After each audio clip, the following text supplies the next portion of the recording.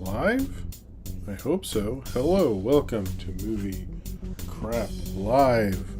A little early for once. I like to make sure I can hear me. Still loading. Okay, there we go. Let's play the song one more time because it's still playing. Well, I'm gonna start it over and then it'll play in full. Anyway, hello and welcome to Movie Crap Live. Hello, Super Dusky. Hello, Zane Powers. Hello, Cornbread. Thank you for the reminder.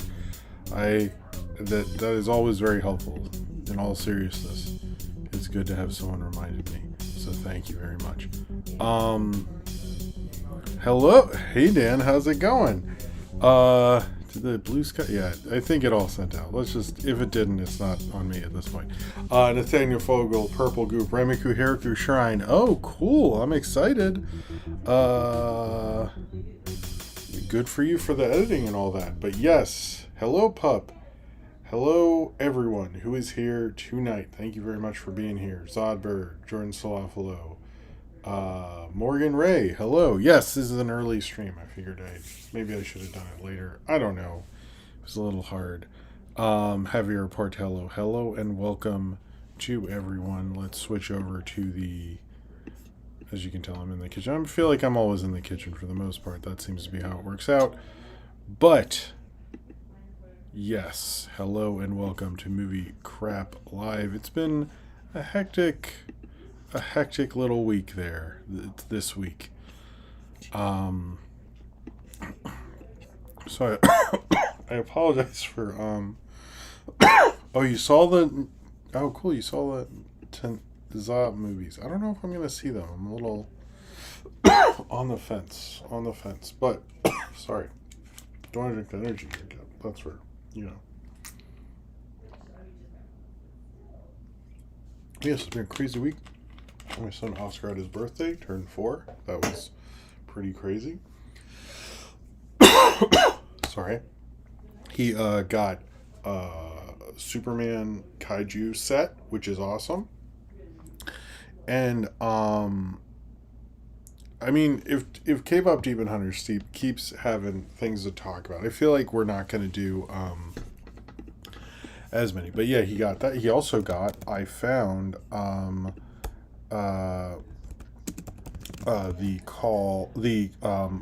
Speed Racer the movie car from this guy selling cars in New York. But I found it was only Racer X. It was a Racer X car, which was cool. And then, sorry, there's two things I'm realizing I want to have up for later, and I will. Anyway, but he's got Superman Kaiju, and if you punch him, his stomach opens, and then you had it's supposed to be slime, but we haven't done the slime yet, so he just puts Legos and shit in it.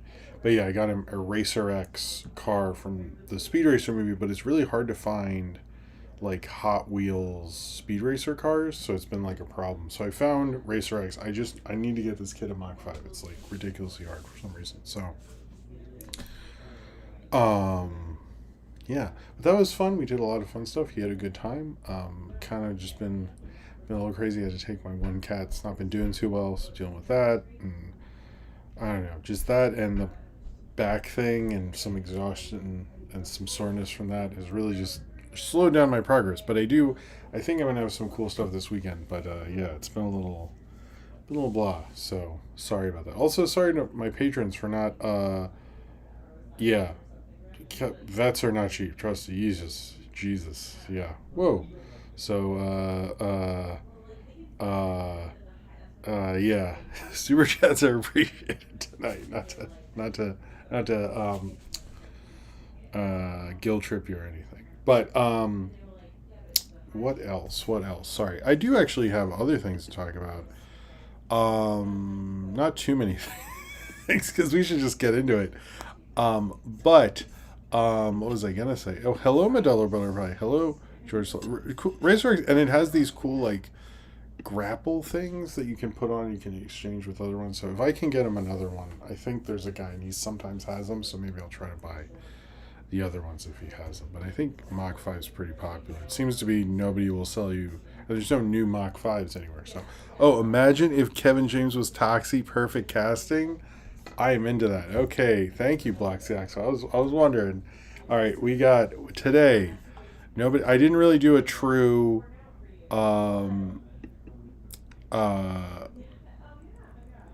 energy drink clue because the show was early and I was putting my son to bed and all sorts of stuff. So it didn't work out, and I apologize for that. I should have planned that out, and it's been a little hectic. However, no one guessed it, I guess, in the chat from what I saw. So it's a C4 Ultimate Energy, bold flavor, a lot of caffeine, so which I think I need. So Kevin James would do a good Toxie. Apparently, at one time, Arnold Schwarzenegger was considering being Toxie, and I kind of wish that happened from the director of Hot Tub Time Machine. So anyway, cheers to you, Black Sox Winkle. Thank you very much. That's pretty good. 300 seems like a lot. 300 mg. Maybe this will really... Maybe this is the one I should say with this. Man, if an energy drink company endorsed me, I don't think I'm big enough for that, but I would be totally into that because it's hard to find. I noticed the Rock one is just gone. No more the Rock energy drink. How disappointing. How are you going to win an Oscar for Smashing Machine if there's no... whatever the fuck that energy drink. I haven't seen it anymore. Maybe it's still around. I don't know. Anyway, sorry. And other stuff, just been trying to do my best. I still have not seen Weapons. That's probably my big disappointment right now. I kind of want to see Toxic Avenger and Weapons. The Speed Racer episode of Dexter's Lab, I don't know if I've seen that one since the 90s. I know what you're talking about, but it's been a while. Anyway, the only other thing I guess I really can think I should talk about and want to talk about is I'm a big Ghostface Killah fan. He put out Supreme Clientele 2. If you've never heard Supreme Clientele and you like hip-hop, it's one of the greatest hip-hop albums, if not albums, of all time. It's a great album. And he put out a sequel because rappers do that. I don't really understand the whole methodology behind the sequel album thing, but it is. It's good. I would actually say of the legacy hip-hop albums, it actually gets... flows better than most albums, whereas some of the songs flow so well I thought it was one song, but it works pretty well. Not as good as the first one, but I think it's better than the LL Cool J album or the Snoop Dogg album, which I'll talk to you about later, and all sorts of stuff like that. But I would recommend it if you like Ghostface Killah, but if you've never really gotten into him, Supreme Clientele is a great place to start. I thought it was a decent a decent sequel, one of the decenter ones I've seen. Okay, all right. I need to get to some of these super chats already. Sorry. First, we got to do them in order. That's how we do it. Medela Butterfly, Jim, what are you doing for Labor Day? I'm working. But when I get home, I will maybe watch a movie. I don't know. Maybe I should watch... What was that movie, Labor Day, that Jason Reitman directed or whatever? I don't know what... I'm not doing anything exciting, unfortunately. But thank you for asking. Cheers to you, Medela Butterfly. Oh, I spilled... What? I never do that. Hold on. Good thing, I have napkins and stuff right here. It's the greatest place to spill something. I don't know about the greatest. There's no great... Okay. Will says, not sure how long I can hang tonight, but absolutely stoked for Toxic Avenger this weekend. Gonna wear my Toxie t-shirt. You have a Toxie shirt? Post that on Twitter, bro. Or on Instagram, whatever. Also, very excited for Endless Won the Poll. Everyone check out that movie before Jim's review. Cool sci-fi. Thank you, Will. Thank you very much, man. But I want to see it. I want to post it on Instagram or something. I want to see this Toxie shirt, man. Cheers to you. I'm excited to see that. I'm sort of reliving my Toxic Avenger experience through how I originally did, because I'm doing Toxic Crusader first, then I'm going to rewatch the original, and then I'll see the new one. So, which is the correct order. That's how I saw it as a kid. I didn't see Toxic Avenger until I was much older, but anyway. Cheers to you, man. Thank you for your generosity. All right.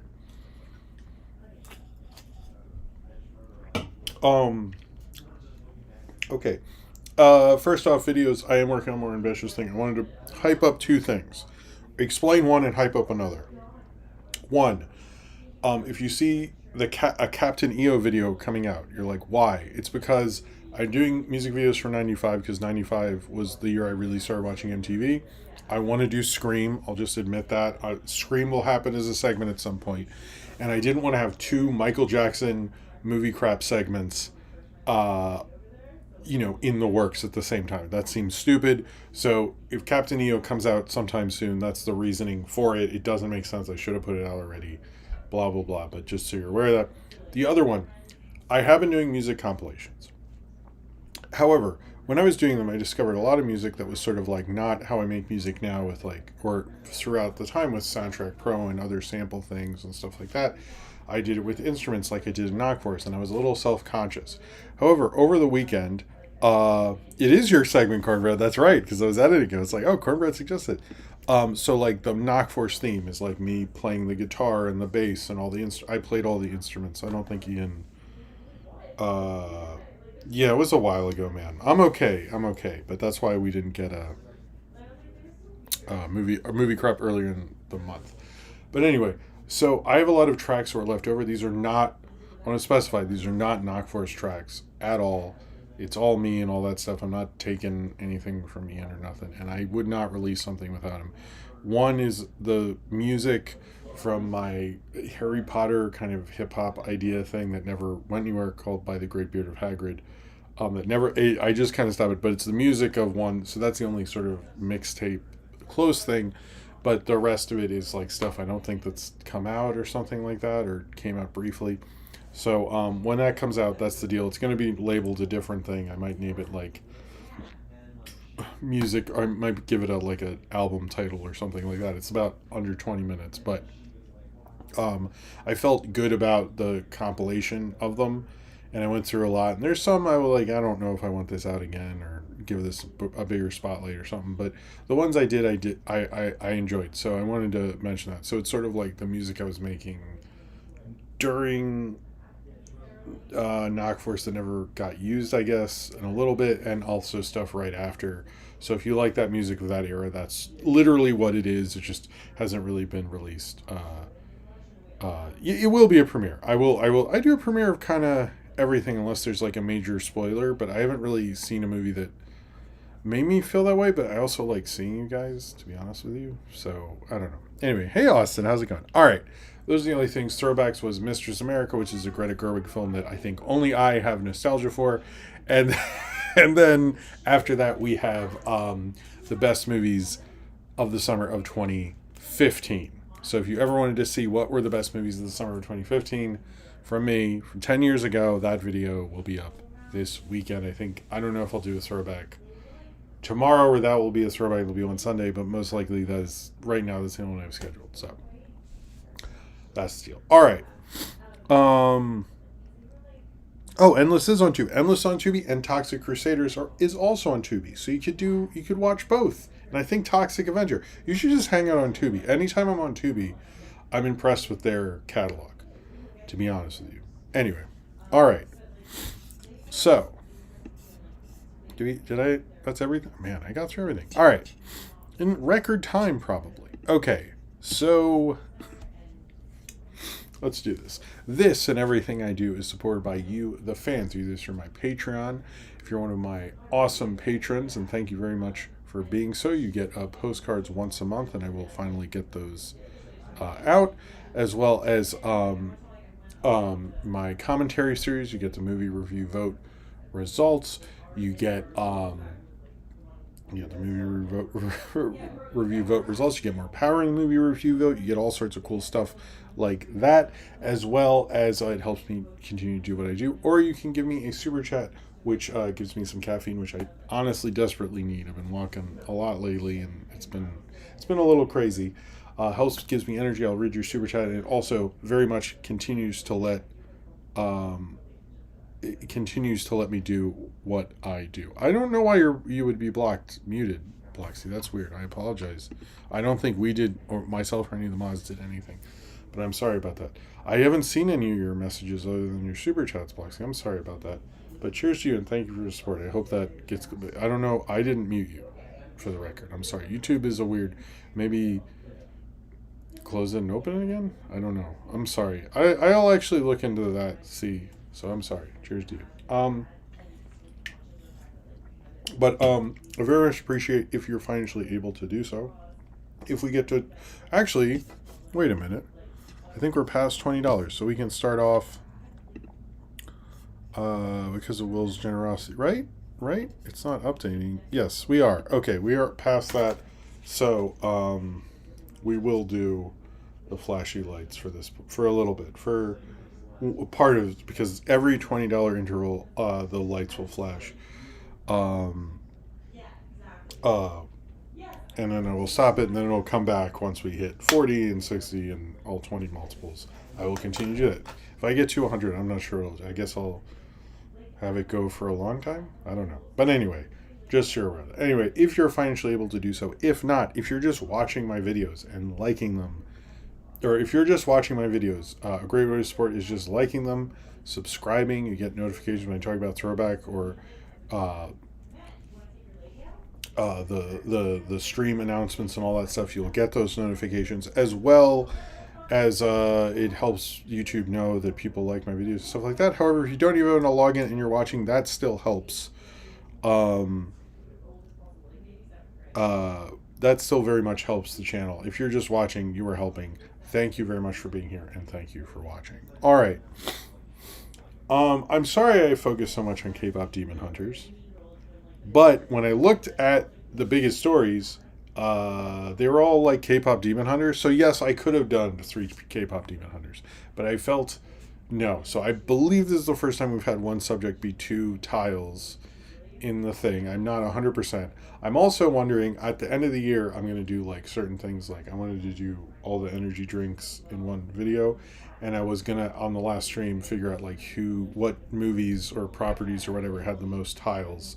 And I forgot about the Discord, and I'll go back to that. I'm sorry about that, Cornbread. It's written right there. That is I'm sorry. Sorry, Cornbread. Anyway, thank you. You stopped me there. That was just a between thing, and it's fine. Also, if you like everyone in the chat and the amazing community, I recommend checking out the Discord, which has all sorts of cool stuff. Like sometimes I'm playing with rubber bands right now, actually, but we have all sorts of stuff like general, where I ask people what they want me to talk about during the show, the day before or the day of. We have daily questions in general. They do movie watch. They're watching a bunch of Beavis and Butt episodes. May I ask, are you watching traditional, original, or a recent reboot?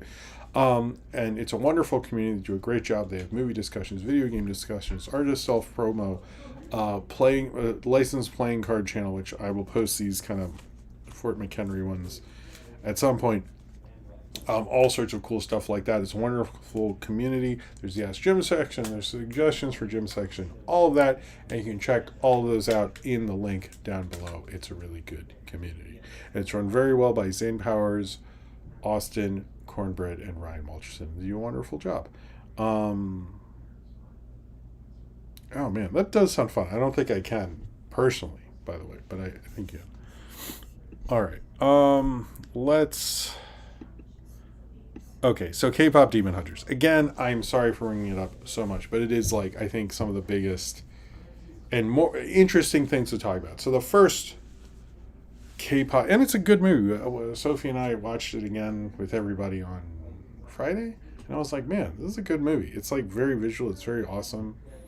It's just so visually rich. The songs are great. It's just wonderful. I in a perfect world, it would be nominated for Best Picture, but it won't, because they're gonna, I don't know what they're fucking gonna do, but I think it'd be a stupid, yeah.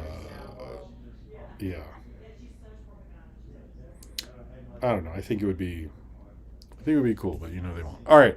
So first off, Kpop Demon Hunters is now the most popular, most watched movie in Netflix history at 236 million views. It's also, as I'm looking at this, by 7 minutes, the shortest film on the top 10. I don't know if there's a top 20. You can actually see this on netflix.com/Chudum Top 10 Most Popular. But I'm going to talk about what is in the top 10, because I think like people don't. You heard it took out Red Notice. It took out Red Notice, and you're like, oh, what's the what? And that makes sense because why was that the most popular? I mean, I think because of the stars involved, but a lot of these movies are shit I fell asleep during or nobody I know has seen. So I'll go through them now. I mean, you know what number 1 and 2 are, but number 10 is Damsel, which is the Millie Bobby Brown movie. I guess it's a fantasy thing. I don't know anyone who saw. I did actually see ads for that, so I sort of am not too surprised at that one, at least. But I was a little surprised by that one. Number 9 is The Gray Man, actually, with 139 million. That does surprise me because nobody talks about that. But I can see why they let them make The Electric State, which is not on here, if you're wondering. We also have. I'm just going to list them all. I will tell you how I think about all of them. Leave the World Behind, which I fell asleep. It was not. It's like kind of interesting, and then I'll see a clip and I go, "Oh shit, that happened." But I just didn't. I don't know. And like when people write about it, I'm like, wow, that sounds interesting. I wish I. Yeah. Anyway, number 7 is Back in Action. That I did see, and that was fine. I don't know. It was fun. It was fun. It's like I drank 2 beers and watched it, and it needed it. I don't know. I'm glad Cameron Diaz is back, but you think she would be in something better, and Jamie Foxx and all that. Number 6 is Bird Box. I've never seen Bird Box. That's probably the only one on here. I have not. That and Damsel. I have 100%. 100% not. Yeah, I haven't seen that. But yeah. Then next, not Looney Tunes Back in Action. It's Cameron Diaz and Jamie Foxx. Number 5 is The Adam Project. That surprised me. That might be. That's one of the ones I enjoyed. It's not. I know no one else feels that way, but I enjoyed. Adam Project. It's probably one of the few Ryan Reynolds movies I've actually liked. Number 4 is Don't Look Up, which I don't like. And I did stay awake during, but I was very hard not to fall asleep because that fucking sucked. But number 3 is actually a good movie, Carry On. And it's one I've thought of, I wish I'd reviewed. I really liked it. I thought Taron Egerton did a good job. I wish it had come out in theaters. I think that's I know he was in something recently, and he mentioned how he hadn't been in theaters since Rocket Man, which sucks. Because Carry On was good, and it had his girlfriend was the girl from Descendants and stuff. And yeah, so I didn't know Carry On did so well. That was actually surprising. But it's at oh hey, I'm Blood Tea. Yeah, I'm doing it early this week. I don't know. Adam Project, Sean Levy's best film. I would debate Night at the Museum or Real Steel, but it's definitely in the better category. Let's say that. But maybe. Number 2 is Red Notice, which I don't know anyone who likes. What's interesting is between number 3 and 2, number 3 is 172. Number 2 is 230 with Red Notice. I think what helped with Red Notice is, and I noticed a lot of these, other than Carry On didn't come out. No, Carry On was Christmas, Thanksgiving. Red Notice was Thanksgiving. Don't Look Up was Christmas, Thanksgiving. Bird Box was Christmas, Thanksgiving. Leave the World Behind was. A lot of these are, which is kind of interesting. These are Netflix originals, by the way. So I'm curious, what are the non-ones did. But number 1 is Kpop Demon Hunters, which only beat by 6 million, but it's very popular, so it's probably going to. And the sing-along version is already there. It's interesting to look at all these and see what Netflix has sort of achieved. But there's no commonality between any of these. One, K-pop's the only musical. A lot of action on here. I would say, yeah, it's all other than Don't Look Up and Leave the World Behind, and they all involve an action sequence. But there's no I don't think there's anyone who's been in all of these. So, thought it was popular, replayed when you fell asleep. So, Austin, cheers to you. So, cheers to you. I heard a lot of people. There's a lot of been criticism of Netflix with this kind of stuff, and with Happy Gilmore too. I didn't even look into that, but it did very well, of course. That there's no independent verification, so how can we know these numbers? And I agree. And when you look at this, it's like, but because apparently, like, they will count like a second, like, you accidentally watch a couple minutes, they'll count that as a view. Which I'm like, I don't know, guys. So I do believe K-pop Demon Hunters is their biggest original movie of all time, but I'm curious what the numbers would be if watched to completion. You know what I mean? Like, even if, and I want to see watch to completion one sitting, stuff like that. I would like to know that. So anyway, I liked Carry On. I that's one I would wish I'd reviewed. I think the only ones I reviewed on here are K-pop and Don't Look Up and Gray Man. Gray Man, Jesus. Remember, it was like a big movie, and now you literally couldn't pay anyone to watch it. Anyway, uh, I thought that was I don't know. It was very interesting seeing it and then rethinking of the Netflix top 10 and like seeing what was on there and going, oh, that's what Carry On was the only one that really honestly surprised me. Um, but yeah, correction. While Leave the World Behind ended up getting picked up by Netflix, they didn't make it. Just distributed it. First off, cheers to you all. Thank you very much. That is true about also K-pop Demon Hunters. So I think it's just if they distribute it, they count it, much like how Warner Brothers is counting F1 which they just distributed. Um, I think that I think that's how they count it, unfortunately. But I would like to know what is like. I guess their biggest movie is probably like Minions, or their biggest show is probably The fucking Office or something like that. But anyway, cheers you. But thank you for bringing that up, regardless. Thank you.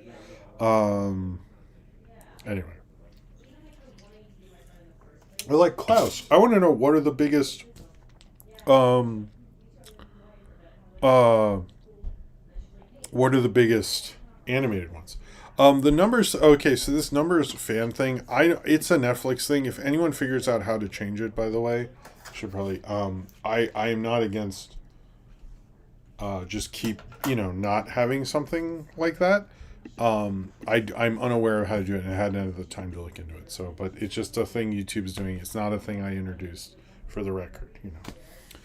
I don't really like hierarchy stuff like that, but that's how YouTube, Netflix, YouTube, or maybe Netflix find it. All right, so the K-pop Demon Hunter sequel. I think you read about this. I read through a lot of articles, which is a lot of nonsense. If it's ever can be disabled, let me know. I will do that actually. There's been talk about the K-pop Demon Hunter sequel because of the box office and it's the biggest Netflix movie and all this stuff. There's really nothing to talk about with the sequel because it's just very preliminary talks with the studio and the director, who it's crazy as much as people want to go in, and we'll talk later about this kind of really crazy kind of weird racist stuff about diversity and DEI and stuff. You have a woman in color directed probably the biggest movie of the summer. And it's cool that they're talking to her and they're talking to the studio, they're talking to ImageWorks. Nothing has happened yet is fully official. There's no deals that have been signed. The director said she'd like to go more into the past to discover that more. I part of me, I don't know. I've made a lot of accusations that like maybe Netflix would go in without ImageWorks. I think they're not that stupid, and they are a studio who will just like pay out. So I think that's what they'll do most likely. I hope it's not. I don't know if like because Frozen 2 sort of did the Empire Strikes Back thing. I would suggest like let's not do the Empire Strikes Back thing. Let's just don't make the bummer sequel. I don't think you're deep or something. It's just like just make a. But if you want to do that, do that. I'm just saying like just consider maybe not. I don't know. But there's really not much to. Every article is filled with like a bunch of fluff in there, and then it goes, by the way, they're just sort of talking, just like really just started this week, and there's not much to say.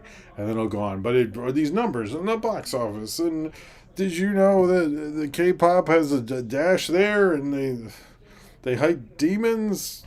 The other ones don't, and it's just like anyway. I did try to find it, so we'll see. I wouldn't mind if we learned more about. Weren't there other groups kind of mentioned? I'm not sure what the deal is with all that. So I am going to do box office early because we're just doing all the K-pop stuff at the beginning because it's easier. You don't want me to keep going back despite the thing. So we're going to talk about the box office after this whole thing. If anyone ends up doing the timestamps, which I should do, I apologize. Um, this part would just be called K-pop. Uh, I think the other two girls are more than set dressing. I like the girl with red hair. I think is I've watched it. I've watched it 3 times, but Sophie's had it on a bunch, and I've seen it too many times. So to me, the girl who like writes, I think she. I actually don't see a lot of the black season. I'm not sure what's going on, but um, you do I want half your vanilla Coke? I mean, you already drank it, so no, but sure. I haven't had a vanilla Coke in a while. Vanilla Pepsi did not last. That was gross. But vanilla Coke, anytime I'm with a dude, I'm gonna be real honest with you. There's always some dude if I'm drinking vanilla Coke who goes, "Have you ever had Jim? You think that's good? Have you ever had a real vanilla Coke?" I hate that. We're just like, dude, I'm just trying to get through the day. I'm drinking vanilla Coke. Clearly, things are not working out for me. And then they'll go on this long rant about how like I don't even know what a real vanilla Coke is. I'm like, are you really, are you really, you're really trying to one up me with fucking vanilla Coke? Anyway, it's happened to me like multiple times ever since, and it's like the worst in the world. like I'm gonna rank this. I'm gonna one up this guy. I have maybe one. Who cares? It's dumb. Anyway, it's just funny that that's happening. But no, they do. But yes, I agree. They could have more going on. I don't know what they would do next, or like I don't know. It would be interesting to show the '90s one. It would also be interesting since they're animated stuff. You could do a new, whatever K-pop is in 10, 20 years. Because the one thing I was noticing is they kind of do 20-year intervals. So like is the whatever the golden or whatever, are they protected for that? I don't know. Hello animated Caden music and cartoons. That's quite the name. Um uh okay. So there is actually a significant amount of things talking about box, so they're not just doing that to blow smoke. So we'll talk about K-pop first. So K-pop Demon Hunters, on Box Office Mojo at least, is the number one movie in the world, in the country, not in the world. There's a reason for that. So basically, if you didn't know this, Box Office is reported in certain ways. One, a lot of people use this thing called ComScore, um, which reports on that. And according to ComScore, Weapons is the number one movie because Netflix actually asked theaters to not report the numbers. So this 18 million we have, no one's sure where we got that. And it's like basically because the trades will call the major theaters and do their own verifications on the numbers, and that's how they got 18 million based on their research. But it's also been, this is real, by the way. It's also been speculated that because Netflix asked people to downplay or not report the numbers, this could be in the 20s, maybe the 30s. It might not be just based on showings and stuff, but we just don't. It is a mess. Ryan Walderson got this for me. But it's anyway. We really don't know. We know it is the number one movie, I guess, from what we've surmised. But Netflix actively asked theaters not to report this. And certain box office places are saying that Weapons was number one for the third week in a row. Although Weapons did add 180 theaters, so that's pretty good. But anyway, although it went down 37%, so sort of nice out. So anyway, Netflix is trying to do this thing. In fact, in other countries where the sing-along version did play, like Europe and other places, nobody has those numbers. So worldwide, this could have made, I literally don't know. I don't know. Nobody knows. So I just want to bring up, we don't know how much it made. It is believed to be number one. Netflix does not like to report those things.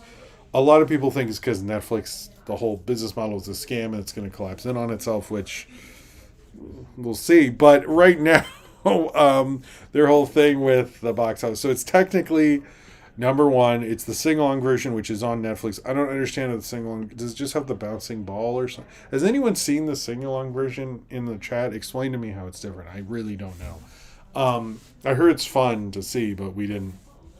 I thought about it, but it's just. Anyway, a lot of people saw it. It played at 1,700 theaters, which is less than the top six movies, no, 2 to 6 had more double, almost, yeah, I'd say about double the theaters that K-pop Demon Hunters did, and it was number one, which is insanely impressive. Its per screen average was 10,000, which is again more than double what Weapons had with its 15 mil. It just added text to the songs. That's it. That's it. That's okay. But yeah, Netflix did ask them not to give out numbers, and supposedly in Europe they very much respected that. In other countries, I'm not sure exactly what every country did play K-pop Demon Hunters, but we just don't have those numbers whatsoever. Um, Weapons is continuing doing great. It's the second biggest original movie of the year. I think you know what the biggest original movie is. It's also a great year for horror for that reason as well. Making about 15 million. It's now at 115 million. I still need to see it. Freakier Friday is holding really well. It's up to 70 million, at least in America, although it lost 300 theaters. But it's holding really well, Freaker Friday. This is like why you release films at the end of July, early August for these things, as well as both. I would say Fantastic Four is continuing to hold. It only went down 33% at 257 million. Now the Bad Guys too, and I want to talk about this because this was a minor social media thing, and it wasn't just me because my friend Rachel Wagner was like, "What is going on with you guys? What is the deal with this?" So Bad Guys 2, right now domestically, is at about $66 million. Now, internationally is a bit of a different story as it's having a slower rollout for... Sorry, I'm just going to drink some water. If you want to have me drink the other stuff, obviously, you know how that works. But, but it is opening worldwide, so it could make a lot more money worldwide because it's slowly rolling out in a lot of other countries.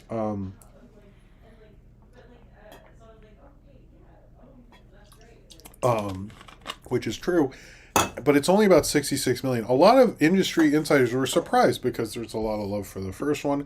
It did very well right after COVID and all that stuff, but it's not doing as well as everyone thought. However, a lot of people online were like, it's going to make 30 million more dollars, and were arguing with me and arguing with other movie content people that it's going to make all this money. And I'm like, it's been out for 4 weeks, guys. It's fucking over. Like, I'm not trying to, I don't hate the movie. I like the movie, but like, I don't understand where this vibe is coming from. And it's just confusing. I know sometimes animation people want more love for some of their stuff and they get crazy. Look, was that way about Mystery Science Theater, but honestly, you know what I did is I made flyers. This isn't a joke. When it was on Sci-Fi Channel, it was like season 9. It wasn't doing as well. I literally made flyers and put up when the show was on and stuff like that around my neighborhood. Most people tore them down right away, so it wasn't very successful. But I'm just saying, there are better ways to just argue with box office numbers. It might make a ton of money internationally because apparently it is having a kind of weird, slow rollout. But as for America, it is not going to make $100 million as it stands right now. I don't know what to tell you. Unless you can get, a huge groundswell of support for Bad Guys 2. I do not understand why this was such a thing, and that I saw several people who make movie stuff comment on, like, why are people arguing with me about the box office numbers of Bad Guys 2? Like, I didn't... Anyway, it's just very weird to me. I wish it done better, and every box office thing I watched or listened to was surprised that it's not doing better. So, I don't know. I'm sorry. I found it very odd. So if you talk to someone who thinks it's going to make $30 million more dollars and definitely make $100 million, I don't know why they think that. I have no clue. Nobody 2 is sinking pretty bad, actually, which is, I think it was a bad time to release that. Superman is still actually holding really well. It only went down 35% despite being on digital and losing theaters. It's still 347 million. I'm not sure what the year, maybe I have to just look at the year chart. Honey Don't, which is the second of the Ethan Coen lesbian trilogy thing or whatever. I don't know anyone who's really into these, but they still are out. Naked Gun, I think a lot of people wish was doing better. It's still at number 9. Jurassic World Rebirth actually is still at 10, which is actually Superman outgrows some. And this film Relay, which I've heard good buzz about but isn't doing well, opened at 11. The other things to talk about is Niza 2, which is huge internationally, and did come out already in Chinese, but it was the dubbed version came out. It was actually the biggest bomb, the second biggest bomb in recent memory in over 2,000 screens. It did very badly, actually. It did like extremely badly. Its per screen average was 694, which is not good. I don't. I think they'll probably downplay making kind of releases like this from now on. Nizad too. Okay, Nizad. Okay. Anyway, it didn't do very well. A lot of people have suggested, well, K-pop Demon Hunters took all of its love and all this stuff. I don't know about that. I think like releasing a film twice in 1 year is a risky proposition.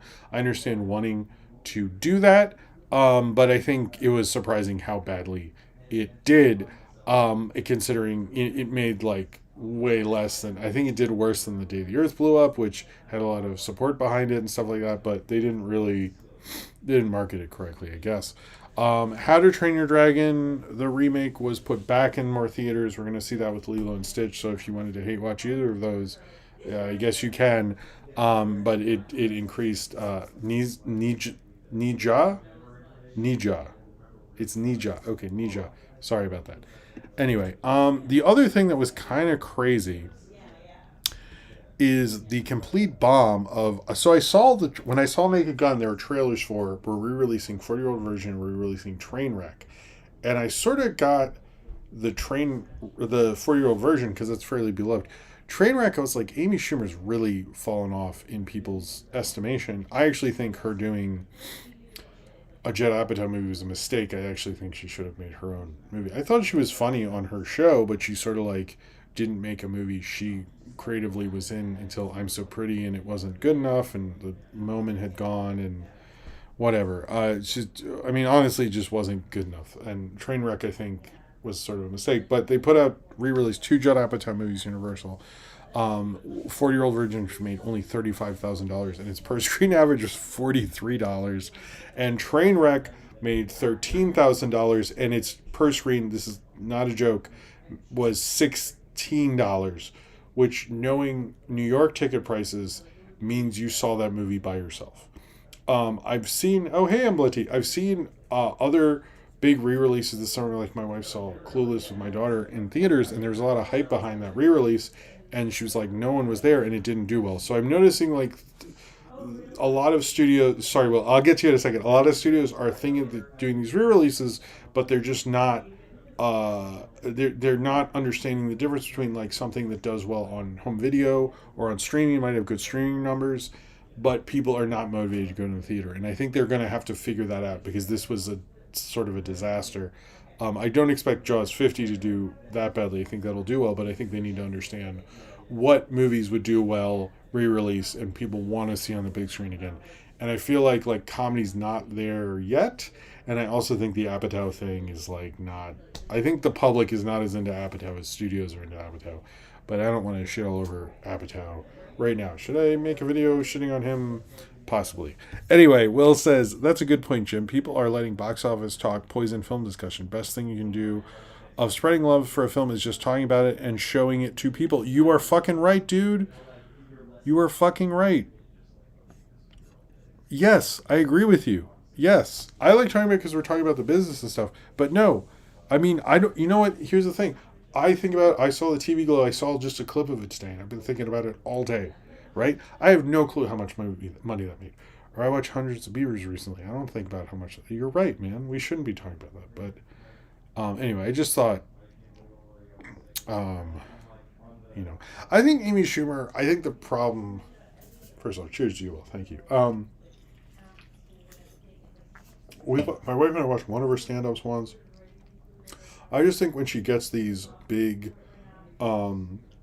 you saw us at a student event? Really? Oh, yeah, I guess. Okay, sorry. Yeah, that works. That's interesting. Sorry, it's up. Wait, what were we talking about? Oh, yeah. I think she just, like, when she did the Oscars and stuff, she never did her best material, and a lot of it was so super, I think, very female focused, and there's not, I think like the only thing. Okay, here's I actually looked into it because I watched one of her special and I really liked it, and I thought, so what's everybody's deal with her? Like I couldn't figure it out. You know what I'm saying? So I looked into this, and the only thing I found one thing that's like a real thing about her, and this isn't a joke, is that apparently she used to appear on Fox News a lot, like way back in the day before she like became bigger. And apparently a lot of her initial fans from that were pissed off because she, supposedly became liberal or whatever. Now, I don't know. Fox News in the 2000s would actually have liberal people on and they could say stuff and that was like not okay. They would argue with them, but like they would let that happen. I haven't watched any of this Fox News performance. The things are, I mean, Trevor Moore went on Fox News too, but he was not being conservative. So I'm curious. That was the only thing I was like, huh, okay, I can kind of understand why you'd be mad about that one. But that's the only one. The joke theft thing, joke theft stuff, like I think sometimes two people have a similar funny idea. So it's like, unless it's like you have proof, that's a whole thing. But I will say that that's the only legitimate hatred towards her that I was like, okay, I'll give you something.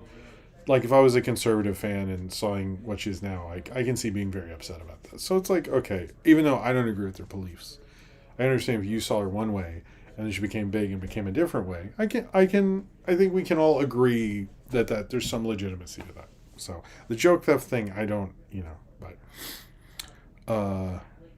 lit up, Jim. It has been. Trevor forgot. He did. Okay. Anyway. Oh, and every time I look at, so I have not seen a trailer for this, and I'm going to. There is a movie, I think it's out in China with Jackie Chan and Tony Leung. I want to see this movie. Have they ever been in a movie together? That just sounds like a good movie to me. Anyway, he was, but I think he was very Trevor Moore about it. All right. Hey Malcolm Rampart. Anyway, let's talk about Disney needs Gen Z men between 18 and 24, and they're asking creators to pitch original content for them. I want to say before we get into this that this has become, anytime I've listened to or read an article, it seems to be a gateway into the writer, podcaster, YouTubers, creepy conservative views to peek out and say hello. So if you are looking up this topic in any way, shape, or form, I want to tell you this is definitely a gateway thing for a lot of these people. So yeah, I just want to. Oh yeah, she does say it dumb. She just says a lot of dumb stuff. That doesn't help either. Not Lena Dunham dumb, but pretty dumb. Anyway, yes, the Gen Z thing. My main thing with this is I think what Disney and a lot of people don't realize when they say, oh, well, how can this generation have their own stories? Because they have to keep watching our stories. What is going on with Bloxy? I'm super lost on this thing. And I'm sorry, Bloxy, if that's happening. Because we all love you here. And I'm sorry that YouTube is not being right to you. Anyway, it's a different Tony Leung. It is? Okay, see, I didn't know there was two. Okay, that's confusing. First of all, I should have looked this up before. Okay, anyway, but here's the thing with the thing is I always hear these things like, oh, well, Gen Z never really got their own stories because there were all these reboots and that was dominating the culture and stuff. I actually think, in a sense, you're right, but I think the thing is like, here's what kids do. Okay, if they don't see their thing there, they're going to go somewhere else. Any thing that's oh, he did work with Tony. Okay, I need to look up this Tony. Sorry. Any survey, I looked up surveys about Gen Z. What does Gen Z like to watch? It was all like social media influencers, and a lot of it was because of post-COVID, because they couldn't go to the theaters, and they like those people more and all that stuff. But at the same time, a lot of it is fucking anime. And it's just like Disney is never gonna buy, they're not gonna buy Crunchyroll. They're so weird about other animation studios. So to me, it's like you're making live action things for Gen Z men. To me, it's like I don't understand what you think you're doing at this point. I think they don't get that, like, they just went off and found something else. They just didn't fuck with Disney. I do not think it's because there are too many women or black people or and all the weird shit people are saying. If women were such a problem in Star Wars, wouldn't have all the movies after Force Awakens just completely flopped?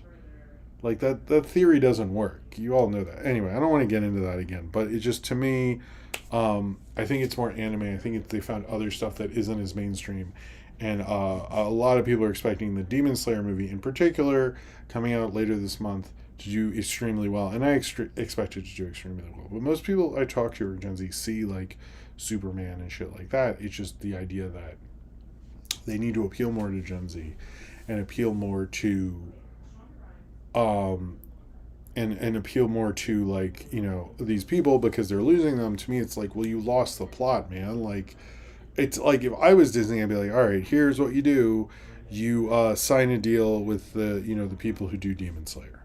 You know what? And you go, here's money, do whatever you want. That's what you should do. But I think Disney's way of doing things is very outdated, and I think they'll still do very well, but I do find it interesting when millennials bring up this weird stuff. They're like, oh, they don't have anything else to talk about and all this stuff. They have to watch our stuff, but they don't. It's like if my dad was like, all the kids, it sinks. They have to watch Eric Clapton Unplugged all the time. And it's like, no, I didn't watch Eric Clapton Unplugged all the time. I found my own music. And I think it's like people have a hard time understanding that they are seeing their own, they do find their own things. So I think Disney acting like we need to create new things to find them, you've lost the plot already. There's stuff that already found them, And I do not think, by the way, I do not think making a Mr. Beast movie is the answer. I think the other thing I think Disney doesn't understand, which I think K-pop Demon Hunters did, and I don't think the Descendants or Zombies movies are great cinematic masterpieces, but I do think if I was doing something for the younger generation, I would look at those and K-pop Demon Hunters and do something like that. That would make more sense to the younger generation. I would invest more in that. Or literally, I don't know who's behind Demon Slayer, but I would like pump the Brinks truck up to them and be like, here, you can have all of our resources, make your fucking shit here. Just here's all the money and all that stuff. But they probably won't do it because why would they do it? So to me it's like I think they don't really get it. But I mean, I don't know if they're going to make a Gen Z X-Men, which would work because X-Men's universal. But I just find it, just watch out. If you see an article, watch it. I didn't watch John Campia's, but I'm sure that's going to be weird. So Jared Leto in the new Tron movie makes sense now. I love that. Cheers to you. And we are definitely past 40, and we will do the Faith thing. I actually am surprised. Almost every con I ever went to, people would ask me, when is Disney going to make more adult stuff and animated stuff? And it's like, I think now is the time, dude. Like, come on. The kids want Fix too. I didn't hear about Fix numbers. What? If that is huge, I'd love it. All right. So, Toxic Avenger, I was already going to see this movie. So I want to say that. But apparently they don't really have a big advertising budget. And so instead they put $5 million into this charity that relieves people's medical debt. And they've relieved $5 million of medical debt. They have also said for every $1 million they make at the box office, they will relieve $1 million of medical debt as well. This charity, or they're going to match it or something. Anyway, point being, see this fucking gross ass movie, dude. Like, come on, what are we doing? You can say medical debt is horrible. You can stop medical debt. See a gross ass movie. I think he pops a gross toxic zit in it. What are we doing here? What are we doing? We need to be supporting this fucking movie. You see some gross shit and get rid of medical debt? That's the greatest thing I've ever heard in the fucking world. There's no movie that offers that presently in theaters, except for Toxic Avenger. Your mom could possibly watch this and throw up, go to the hospital, you could get in debt, and you'd be relieved from it from the movie she threw up during. This is amazing. Don't take your mom to Toxic, unless she likes Toxic Avenger. But, anyway, sorry. All right, well, Thank you, Will. Sorry, that was. I am pro paid healthcare. Uh, Will says, "Well, my problem with this argument is aren't Disney already playing Gen Z? Isn't that why Lilo and Stitch remake cracked a billion? Thank you. Who does that appeal to? Just besides people my age, Disney already kind of won. LOL. You know what, man? I'm with you on that. That's true because I know a lot of people saw it, didn't like it, but they saw it. Kids did see it. It was a big family movie. I think people my age didn't knew it because they're kids. I was definitely an exception at the time. Not in a cool way. Maybe to you guys. I don't know. But cheers to you all. Thank you for your generosity. But yeah, it um anyway, yes, I think you should see Toxic Avenger. Anyway, I didn't like Macon Blair's last movie, but I liked him in Blue Ruin and Green Room. And I like Jeremy Saulnier as well. So I like that whole crew, and I'm excited. I need maybe I do weapons, and I need to figure that out. Anyway, um, so Snoop Dogg. Let me just say, I used to really like Snoop Dogg a lot. He was like this cool figure. He smoked weed and stuff. He was a rapper. I'm not sure if you're aware of that. I think I'm just gonna let this go because we crossed 60 as well. So we're just gonna let this keep blinking. I hope that's cool. Unless you guys wanted a stop and bring back. But anyway, thank you all guys for your generosity. I really appreciate it. But Snoop Dogg in an interview, and man, he had a new album with fucking Dr. Dre. He made the follow up to Doggy Style, and he had to fuck up his public image so much. It really annoys me. Not that Missionary was particularly as good as Supreme Clientele 2. It's not. But, so basically, Snoop Dogg said, that he took his kid to Lightyear. Apparently, he's a big Buzz Lightyear fan. I also learned. I didn't know that. He went to take his kid to Lightyear, and this upset him. Probably because he was the only one. Did anyone else see Lightyear in theaters? Please tell me if you did. But Snoop Dogg did, and he was upset that his kid asked, "How can a woman and a woman have a baby? That don't make no sense." And Snoop Dogg was like, I didn't come to the movie for this shit." And all this stuff. And then a lot of black celebrities, including Niecy Nash, who is gay, or is in a lesbian relationship now, came to his defense, which was distressing. I'm not going to name everyone, but there's Comedy Hype, that YouTube channel, listed a bunch of people.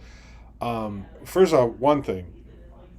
Well, I think this is beyond shit. This obviously bugged him if he's still thinking about it. Finding out Snoop Dogg constantly is just a conservative because he used to be like fairly liberal.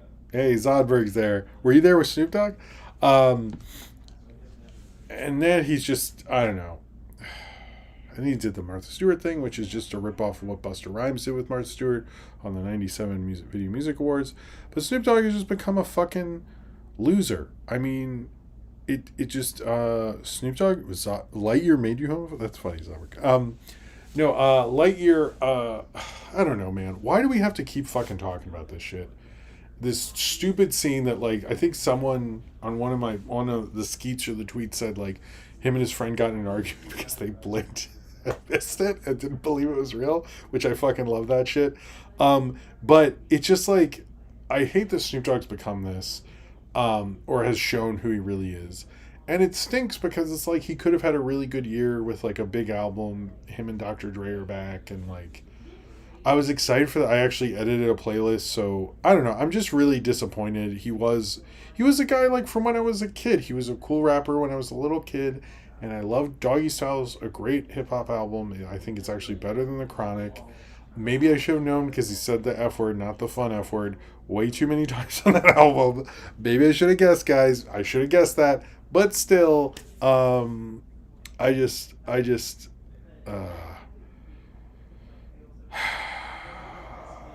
don't know. It's just disappointing. He was cool, and he was a guy I used to like, and like even he's like the sexual seduction song was a major point in hip hop history with the auto-tune thing, was what upset everyone about started the decline of like the criticism of auto-tune, because he did with that cool 80s VHS thing, and no one was really doing that. Like he did so many cool things like with Pharrell, and it's just insanely disappointing.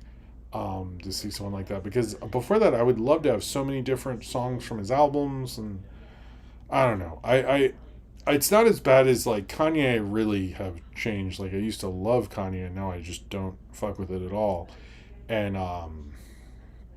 yeah, it's disappointing. I still like Doggy Style. I have not gotten really listened to him in a while because of the inauguration thing, and I know he didn't really answer for that. He just said it's none of anybody's business. I'm like, I think you're a big figure, and maybe I don't know.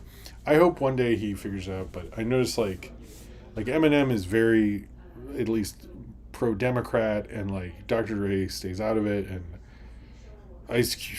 That's a whole. I saw War of the Worlds. I don't know if I'll get to review it, but I was like, how did we go from America's most wanted to this Ice Cube? Jesus, man, some of these guys, I'm like, it's not that. It's just disappointing to see people you thought were cool turn into fucking losers, and he's being a loser. Anyway, I just wanted to mention. A lot of people were asking me. It was like, but it's also the Lightyear thing. It's like why? Also, by the way, sorry, I'm not ignoring you. Will I will get to you. I have actually explained to my kids that, and I know parents who have done that, and have a have a sperm donor and all that stuff. It's not a hard thing to explain. I don't understand why people are like, oh, you don't want to explain it to your kids, really? Because I've actually done that, and it's not a big deal. You just explain it to them, and then like they understand it, and then they go, okay, it's not a big deal. Don't be fucking weird. How about that? How about nobody be fucking weird? Anyway. Will says, plus, Elijah Wood in the fucking wig? What's going on there? It's insane no one is talking about Wood's performance in these smaller movies. I think people do. He was really good in Bookworm from last year, for example. I think people do talk about... I know he's going to come back for the Hunt for Gollum bullshit. But yeah, Rating Day is ruined now. I haven't seen that in a little bit. Anyway, cheers to you, Will. Thank you for your generosity there, man. All right. What is next? There's a lot of noise going on. I hope that's okay for everybody. I don't want to ask people to stop like a dick, but I put Toxic Avenger Medical Tet in here twice. Interesting. All right. Moving on. The Cat in the Hat was... This is another animation fans need to shut up sometimes and understand what's really going on. Not you guys. You guys are cool. The Cat in the Hat was moved from February 26, 2026 to November 6, 2026. Every entertainment analyst I have heard has universally said this is a sound of confidence. November 6th is a way better date. It's a way better date for an animated movie. If they put this out in January of 2027, I would feel differently about it. But in February, going from February to November 6th, to me, means the studio sat down and went, yeah, no, put this out at a better date because it'll make a ton more movie. Just like that, to me, I don't know. It's not a bad pushback. It's a really good pushback. It's like a really good release date. I don't understand. I think people don't get what's really going on with release dates, but that is a good release date. So this is a studio going like, oh shit, we messed up, let's move it. Sometimes filmmakers, like what happened with, you can watch my Brad Bird Iron Giant thing, will reject these ideas and say, refuse it, actually. It doesn't happen all the time. But The Cat in the Hat will come out November 6th. That is a better release date. I know everyone's like, well, that was the release date for, the original, or close to the original, the Mike Myers Cat in the Hat and all that. But in all seriousness, it's a much better release date. You can play till Thanksgiving. You can play through Christmas. It'll make a ton more money. This is a smart business decision. It is a vote of confidence. It is not that they don't believe in Cat in the Hat. So anyone who tells you that, tell them to shut the fuck up, because that's not what's going on here. Please stop with that. In other news, so the Starfighter, or what's it called? Star Wars Starfighter cast was announced today. This is with Ryan Gosling and Sean Levy. We didn't really know much about this other than Maya Goth has been involved, but we got a ton of people. I will announce everyone who's not the big people first, in case you care about those people, maybe. Those being Flynn Gray, Flynn Gray, Simon Bird, Jamel Westman, and Daniel Ings. Is it The Last Starfighter? What was it called? Star Wars Starfighter, sorry. Star Wars Starfighter. The two big that were surprising to me were Amy Adams. I didn't know about that one. And then Aaron Pierre, which I really like Aaron Pierre in Rebel Ridge. So good for him. I think that's actually really cool. So, yeah, I like the Star Wars Starfighter cast. I think I said this before, but it takes place after the Rise of Skywalker, which is apparently nothing has been made after Rise of Skywalker yet, so it's like a timeline that hasn't gone into, or at least a movie. I don't know if there's like a book or a comic. People can correct me on that one. And it's supposedly a standalone story, which sounds like cover for if this movie doesn't do well, we can just like not talk about that. Did we just talk about her? I don't think we did. But anyway, I think that's a good cast. I don't know who anyone's playing, but Mia Goth, Aaron Pierre, Ryan Gosling, that's a good cast. These other people seem cool too. But anyway, all right. Where are we? It's hard to gauge this because I usually do this, later. So in my mind, I'm like, this is how much time we have. But we want to end at 11:45. Where are we? And I did the box office. And okay, I think we'll just do stuff. And I think at 11:15 we should take a break and do Toxic Crusaders. Is that how we should? Hey, is that Gary? Hey, Gary. All right. Oh, now I've gone back in the box office. All right. The Masterminds trailer I've mentioned before. I'm a big Kelly Reichardt fan. I should probably review a different one because I need to catch up. And I think I have the cow one, First Cow. I somehow bought it on Apple Plus. I should check that out and review it. But she's a new one with the guy from Challengers. I think it's Josh O'Connor as like this guy who's running scams and stuff like that. I really like the trailer. She doesn't do a lot of these kind of suspense things, but she did the Jesse Eisenberg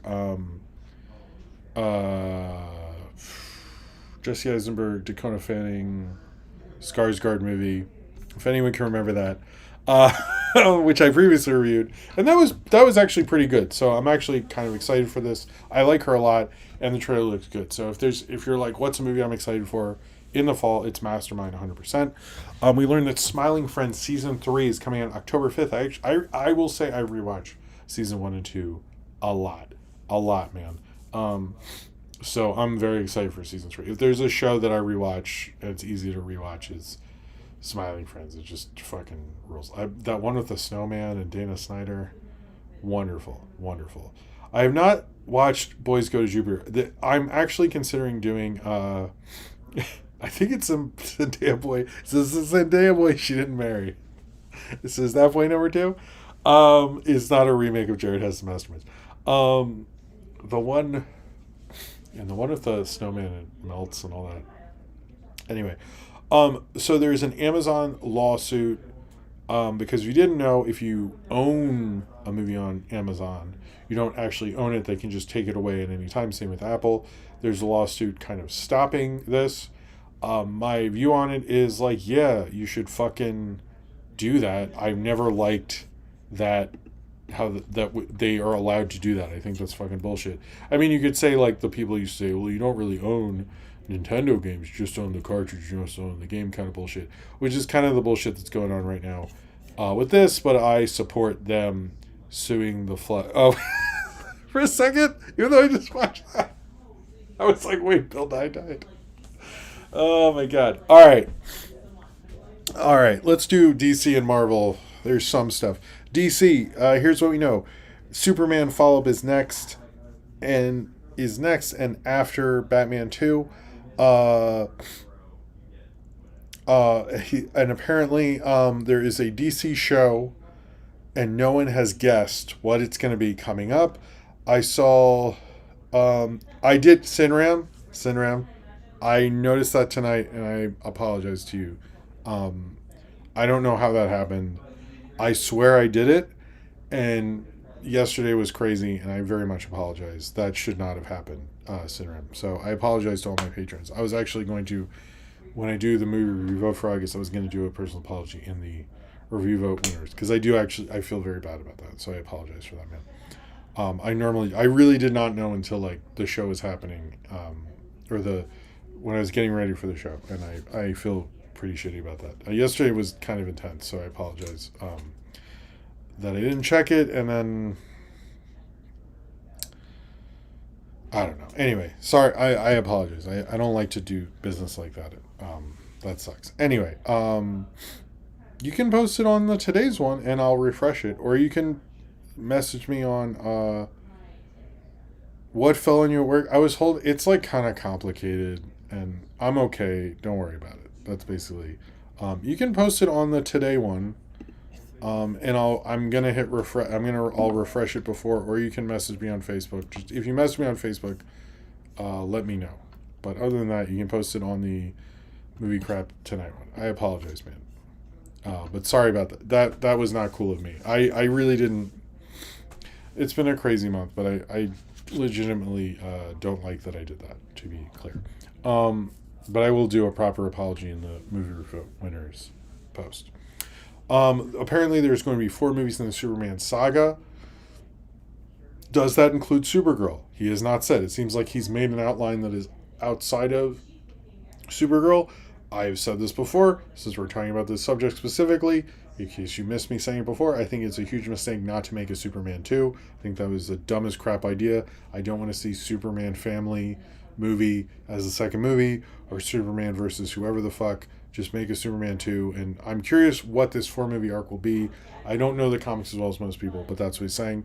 He was also talking about Static Shock and how he wants to integrate him into it. He didn't say that in a creepy racist way. He said that in more of he had trouble getting the authority in, but he's open to it and he's thinking about it. So if you're wondering about Static Shock, it is not something James Gunn is necessarily ignoring. It sounds like he's just trying to build a universe, but it's something he's open to. He's mentioning it on the red carpet somewhere. Okay, let's talk about Marvel shit. Thomas Till, we know, is going to be a villain in the Spider-Man movie. He's not just a guy in that. I'm not sure if I mentioned that last week or not, but I did. Yelena, or Florence Pugh, will also be in Spider-Man Brand New Day. I actually texted my dad today because I know he has not seen Thunderbolts, which is not a good sign for Marvel. If my dad is not seeing Thunderbolts, you fucked up, guys. Guys been reading comics consistently since the 90s. He did it before in the 70s and shit like that. But I'm really serious. Marvel, the biggest fuck up you made is my dad didn't see Thunderbolts till it's on Disney Plus. Let's all agree that is a massive fuck up. That guy didn't get his ass out to see Thunderbolts. He also didn't see Deadpool and Wolverine. I think he was busy. But the Thunderbolts part. Anyway, sorry. The villain thing or Florence, I kept seeing it was confirmed by other sources. We keep seeing that it was Ryan Reynolds and Robert Downey Jr. for the fight that was alleged between 2 cast members. I can believe that. We learned more things about thanks. Your dad survived the Clone Saga. I love that one. Kudos to you. Yeah, no, they're not. I noticed the boomers aren't as. I've noticed we talk about the millennials and stuff, but like the boomer Marvel drop off is significant. I'm not. That's not a joke, by the way. Anyway, so Florence Pugh, blah blah blah. The sort of rumor we did learn that apparently the supposed fight, if there was a fight, was between Ryan Reynolds and Robert Downey Jr., which I believe, but I think part of it is because Robert Downey Jr. I'll say this: I don't love Ryan Reynolds, but he is we can all agree he's a box office star outside of Deadpool to a certain degree. Not as big outside of Deadpool, but he is one. And I don't think Robert Downey Jr. Is as much, if we're being real. Doolittle, I think we can bring up. And the Judge, bro. Also, we did learn that supposedly what happened with the Doom thing where to catch you up on that. No, he would never say that. He would say, I was too awake, and then I fell asleep. Doom, we learned that the idea, what we know this for sure, is that Robert Downey Jr. had a stand-in to play Doom while he was off camera doing the voice or whatever the fuck. And so he apparently it wasn't just that they thought it wasn't working. Apparently Bob Iger saw the footage and was like, what the fuck, reshoot all of this. So apparently, like, the studio has supposedly stepped in on the Doomsday stuff, and yeah, I don't understand why you would do that, but that does explain that Fantastic Four end sequence, because wouldn't you want Robert Downey Jr. at the end of Fantastic Four? Like, how did they, you know what I mean? It's like, what were they thinking? Uh, so supposedly he made them reshoot it, and Robert Downey Jr. shadow directed, is what they keep saying, these scenes with him as Doom. There's a lot of rumors that Kang could be, because Doom is supposed to have a team while he's trying to find the damage of the Infinity Stones or whatever the fuck. Okay, I will hit refresh. Syndrome. Is supposed to have a team. There's rumors about Doctor Strange being in this team. I have it, man. Don't worry. I have it, Syndrome. Doctor Strange being on the team, and there's rumors that Kang could come back. There are also rumors that various people could be Kang as well, and not just the original guy whose name I forgot right now. But we'll see about all that. That's highly speculative, because the people go, well, in the comics, well, Marvel doesn't always follow the comics. I would be curious if Doctor Strange does follow Doom and what the deal is with that, or they get a different Doctor Strange. But whatever. Well, Kurt Russell, the difference between the Kurt Russell ghost directed thing is that people said that because Kurt Russell saved the production. It sounds like Robert Downey Jr. did it. Anyway, whatever. We'll find. I never read that Marvel book that explains like all the behind the scenes stuff. Jonathan Majors. Sorry, I forgot his name. But this one, I'm like, I know. So there is a documentary about Megalopolis. I did not get to watch the trailer, but I am curious about that documentary. Please, Marvel should make more documentaries about stuff. The Last Jedi documentary was cool, and I think more movies should do cool behind the scenes documentaries. Anyway, Bruce Campbell docs? Fuck yeah, let's do it. All right. So in not present Marvel news, but this is kind of interesting, and how I felt about the current Fantastic Four movie. So it should be. I'm just having this run because we passed 80. So I'll stop this at maybe after the next two stories.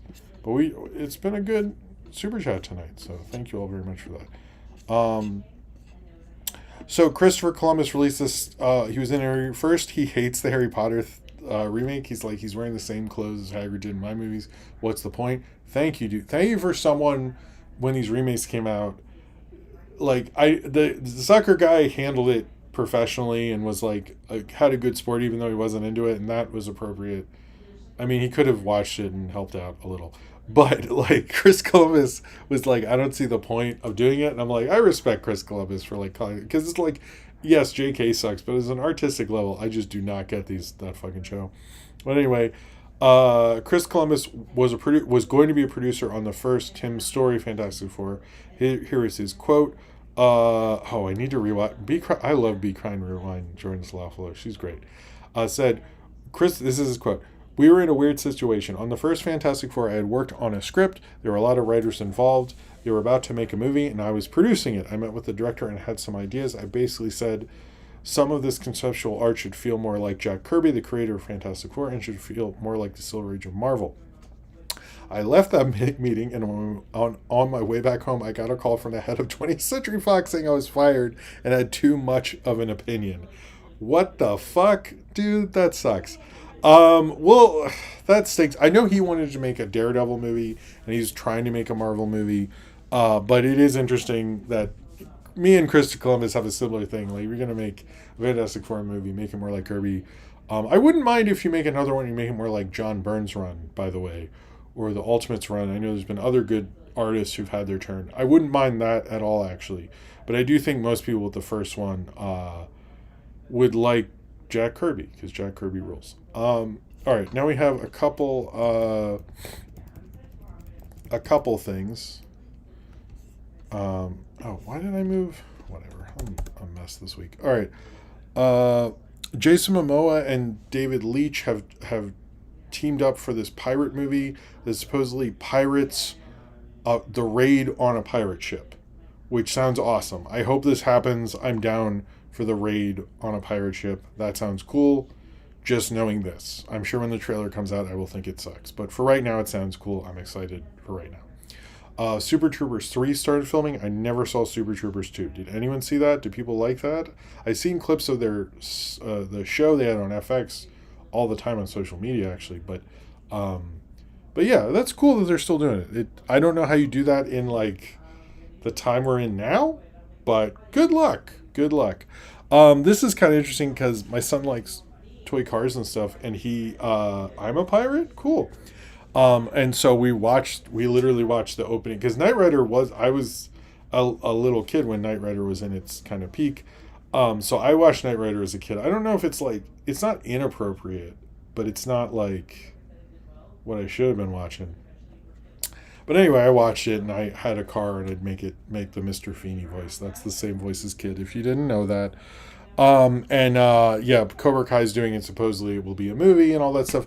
I think you can do it, and I think you could tech it up, basically. We watched some clips and my kids were into it. It's also going to be on MeTV this fall, so we're going to be seeing more love for Knight Rider because it's going to be playing on TV. Or at least for me, because I watch retro TV because I'm old and I like old shit. But it's from the Cobra Kai people. I think you could do a good job, particularly with F1 and all that stuff. I really think, to be honest, like if Ryan Gosling had done this TV adaptation and not done the fucking thing he did, it would have been a better idea. But yeah, okay, we're gonna put this on regular until we hit another. Okay, you need to stop. I'm Servo, Nolan, Izzy, me, and Felix. Anyway, I think it could be cool, but I do think, we learned there's going to be a YA Dorothy adaptation. And look, here's the thing with Wizard of Oz. Lots of people can reinterpret it. The Wiz is probably the best reinterpretation that isn't the original Judy Garland movie, which is obviously the best. But here's the thing about that. I don't think they did. They made a reboot of the show, but I don't think they made a movie. Did they make a movie? I thought they didn't fully make it. Stop it with the Wizard of Oz. Don't do Dorothy. There's other Oz books. I don't know if they're fucking good. I've always heard they're good. Make one of those. Make any one of those. Just, dear God, I understand the IP-ness of it, and Wicked's huge and all that stuff, and people are like, we should make as many. But there are other books and other stories, and like, I love the Judy Garland one, and I like The Wiz is really good and stuff, but like, no more anything that's not those things, and unless you're going to do like what The Wiz did with different locations and sets and stuff, I don't want to see this shit with CG, because guess what? Wicked did it already, and it was different. Wicked was a different interpretation. Like, unless you can come up with some, I don't, like, if you're going to do K-pop Wizard of Oz, I'd give you something there, but if you're not doing that, like, what are you doing? And Gwen Stefani, yeesh. You can tell someone's from Orange County, because they're like, I'm a punk, and then they become conservative. I mean, you can tell that's where Ronald Reagan announced his presidency. So I don't know. I'm not a big Orange County fan. Never been there, but whatever. Are you having, I don't know what you said. I'm sorry at all. No, we are people staying over and they're like talking, and I'm sorry about that. I try my best to shoot stuff, and Return to Oz, I know people like. I don't. Anyway, I apologize if there's a lot of noise. I do have the sound blanket up, but it's hard to find the time to do the show with everything going on, and this is the only time that really worked to a certain degree. I'm hearing rumors that Roger Deakins might be shooting Batman since Greg Fraser is doing the Beatles movie. Supposedly Roger Deakins turned down the Beatles movies because he usually works for Sam Mendes, so he went with Greg Fraser.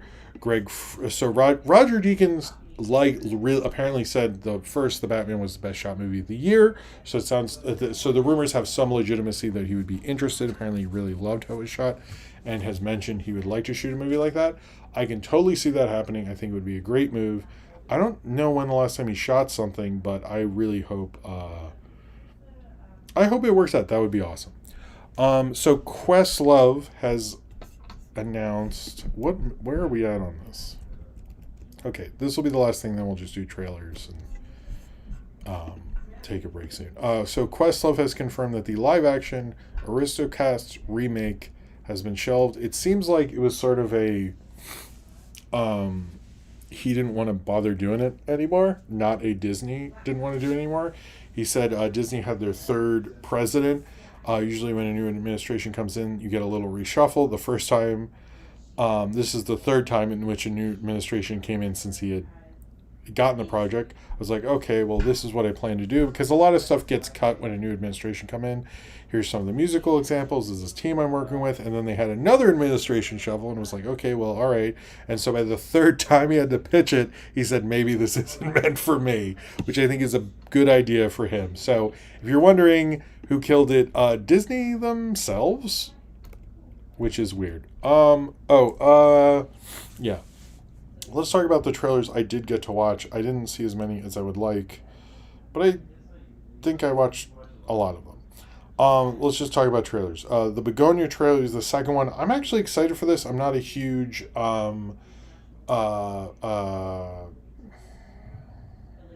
whatever the fuck his name is. What's his name?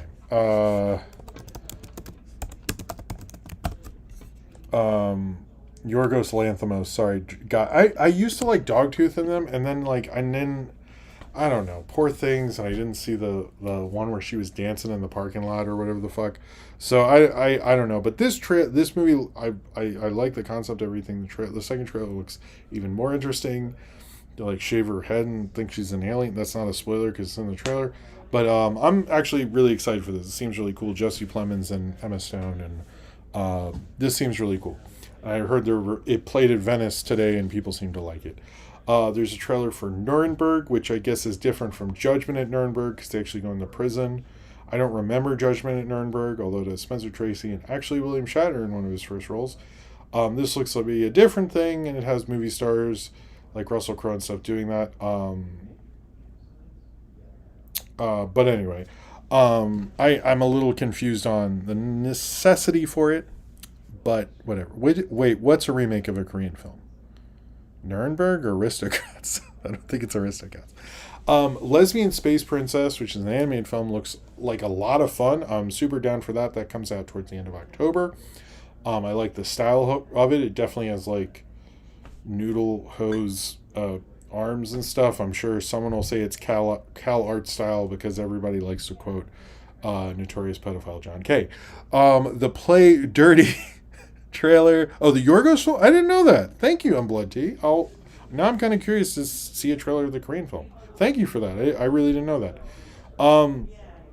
Play Dirty, which at first I was like, why do I want to watch a fucking Mark Wahlberg action movie? Is actually a Shane Black film. It stars an actor I really like, also Lakeith Stanfield. It looks really, really cool. I'm really I don't know. It looked actually like a really good Mark Wahlberg action movie, and it's Shane Black with a huge budget. I'm actually kind of into Play Dirty. I think it's going directly to streaming. We got Death Stalker, which is a new movie from the director of Psycho Goreman. I missed his last one. I don't know when I'll get to see that, but this looks really cool. A really awesome, well-designed kind of Roger Corman fan. It's like if a Roger Corman fantasy film knew how to use a small budget with like really cool villain-looking stuff and like an awesome, all that. But it looks really, really cool. You're done with Shane Black because of Predator? Sinra, I'm curious. Please tell us why you're done with Shane Black. I'm curious about this. Sisu 2. I never saw Sisu. A lot of people told me to see it. Watching the trailer for Sisu 2, I was like, I need to see Sisu 1. But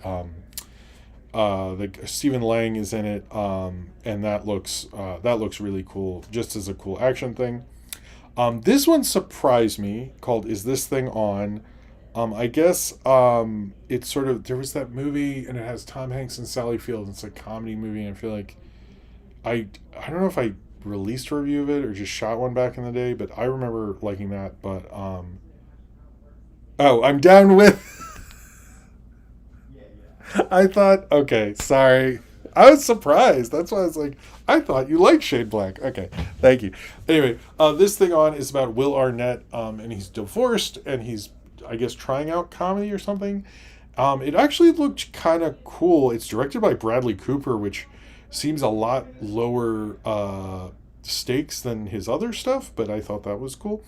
And finally, there was a Degrassi documentary. I saw the trailer to. A couple of friends sent it because Zodberg knows my Degrassi connections there. But it looked actually pretty cool going into some of the behind the scenes stuff, which I didn't know. I used to be a bigger fan, and they actually got Drake to be in it. Um, Although I didn't see like Joey Jeremiah and certain people I would like to see in there. But yes. Um, and finally, punchline. Thank you, Sinram. Um, Finally, I want to do. We don't do obits a lot anymore because there's a lot of times I don't know enough about people. But Brett Hines of the band Mastodon died this past week. I'm not the biggest Mastodon fan. I've always really liked them. I listened to the album that everyone from 2004 or so that everyone really likes. However, I want to give him a lot of credit for making potentially, I think, the greatest "Let's All Go to the Lobby" entrance for any movie I've ever seen in my entire life. I've rewatched that thing 3 times.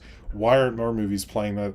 Alamo Drafthouse can throw all of their stupid don't talk things in the fucking trash that aren't made by Cressa, who does some of their animation there, but with the Godzilla stop motion, she's great. But or they're great. They're I'm not sure. Anyway, they are wonderful. But Brett Hines and what he did with that Aqua Teen opening, I love that Aqua Teen movie. He's like don't leave your baby in here, leave it in the streets. I was like, this is amazing. More theaters should play that. I never see theaters play that. It's disappointing. Everyone should play that all the time. It fucking rules. Oh my god, I love like literally rewatching that. I was like, I forgot how much I love that thing. One of the cinema all time movie. Let's all go to the which it was actually made by was it Dave Fleischer, Max Fleischer? One of the Fleischers made that originally. Anyway, we're going to take a quick break. I'm going to use the bathroom, and then we'll talk about the Toxic Crusaders. I did recommend episode 1. This will be sort of an overview of the whole show. This might even be a short later, not a real thing, a real thing, a video. We'll see. We're going to talk about Toxic Crusaders, and then we're going to do questions, and then we'll actually be done probably around the time we're midpoint in the show usually. So anyway, I will be sorry. Thank you all for being here. I'm always worried when we do these on a different time if people will show up and you know, it worked out this time. I know a lot of you don't like to stay up as late, and I don't have the energy to stay up as late lately. So I'm glad to. I'm probably gonna go clean up and go right to sleep. But they could just play that one scene, Sinram. They could just play the one scene. It's on the YouTube. You just go, let's all go to the lobby. And they go, drrr. Oh, and that part about, if I say you filming this movie, I will. That's like, I'm sorry. Alamo Drafthouse, you'll never do as good as that. I'm sorry. No one has ever beaten that. That is the greatest thing. Because it's like so funny. And it's like they're so committed to it. And it's like. With the metal. Oh my god, I love it. I love it. Anyway, I'll be right back. But this will not be a normal thing. Next week we might be on a Saturday. We'll see. But I'll let you know. But anyway, here is. I'll be right back. I'm going to use the bathroom, and we'll come back and talk about Toxic Crusaders. If this mutes, is it muting? Okay, it's not muting for some reason. So I'm just going to lower the mic. And then I will go.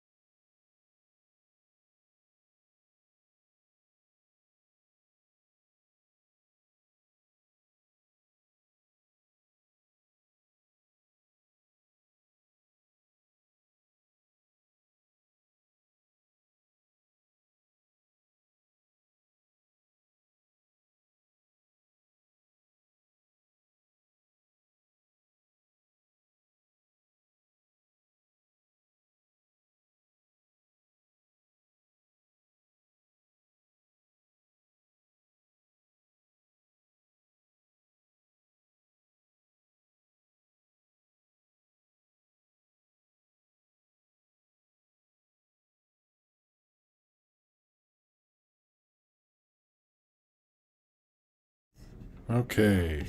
Welcome back. Welcome back. Welcome back. Remember when Mace did that? Anywho, alright. Does anyone know what I'm talking about with the Mace thing? He wasn't really that good, but people felt he was. Okay. So I wanted to. I'm going to talk about this. Then we'll do questions. Where are we at all? Sorry. I want to make sure the chat's all here. I'm assuming you can hear me. I think, wasn't Netflix putting a bunch of Hitchcock on Netflix? Or they played it their theater, the Paris Theater in New York, and so we all thought they were or something. Anyway, I'm assuming you can hear me. Let's I need to watch Saboteur, and I think I've been trying to watch it, and oh, she goes by okay. No, I met her, and she's cool. And my Godzilla, thank you for checking. And not my Godzilla, my King Kong that doesn't have a robot arm, my wife bought from her. So that King Kong was in Cressa, and she has stuff at Alamo, who's the one food theater in New York, and Nighthawk, which is the other one. And I was like, good for her, because she's like awesome. I really like her, and she's nice in person. Because I've met her a couple times, and I think she's really cool. But she, yeah, the King Kong is from, I don't know which one, but she was selling off her figures, and I got my wife got me the King Kong one, which is cool. All right, anyway, I'm gonna take some water. Then we're gonna talk about Toxic Crusaders.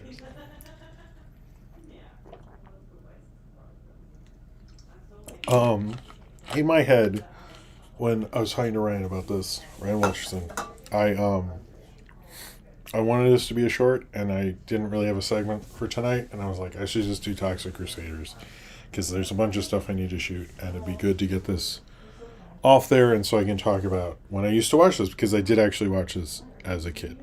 So tonight we're talking about the Toxic Crusaders, which is the 1990-1991 Toxic Avenger cartoon show, which officially debuted in January of 1991, although it had a trial run in the summer of 1990, which I actually watched. I remember it. It would air like every day, I think in the morning in the Fox channel I watched. But whatever. Toxic Crusaders takes the R-rated Toxic Avenger movie series and transforms it into a cartoon show for the kiddos. This was a thing at the time where people take R-rated properties like RoboCop and Police Academy were two of them. Alien was being sold to kids. Rambo had a cartoon show. It was actually pretty common. But this cartoon kind of combines like 4 different things and makes them into a cartoon. One, it is taking an R-rated property and turning it into a cartoon. Second, it's very environmentally friendly. It's very pro-environment. The entire time, it's very pro-environment. So like Captain Planet, they basically took the people who made the Ninja Turtles and turned that into a cartoon and a huge licensing property, and did that with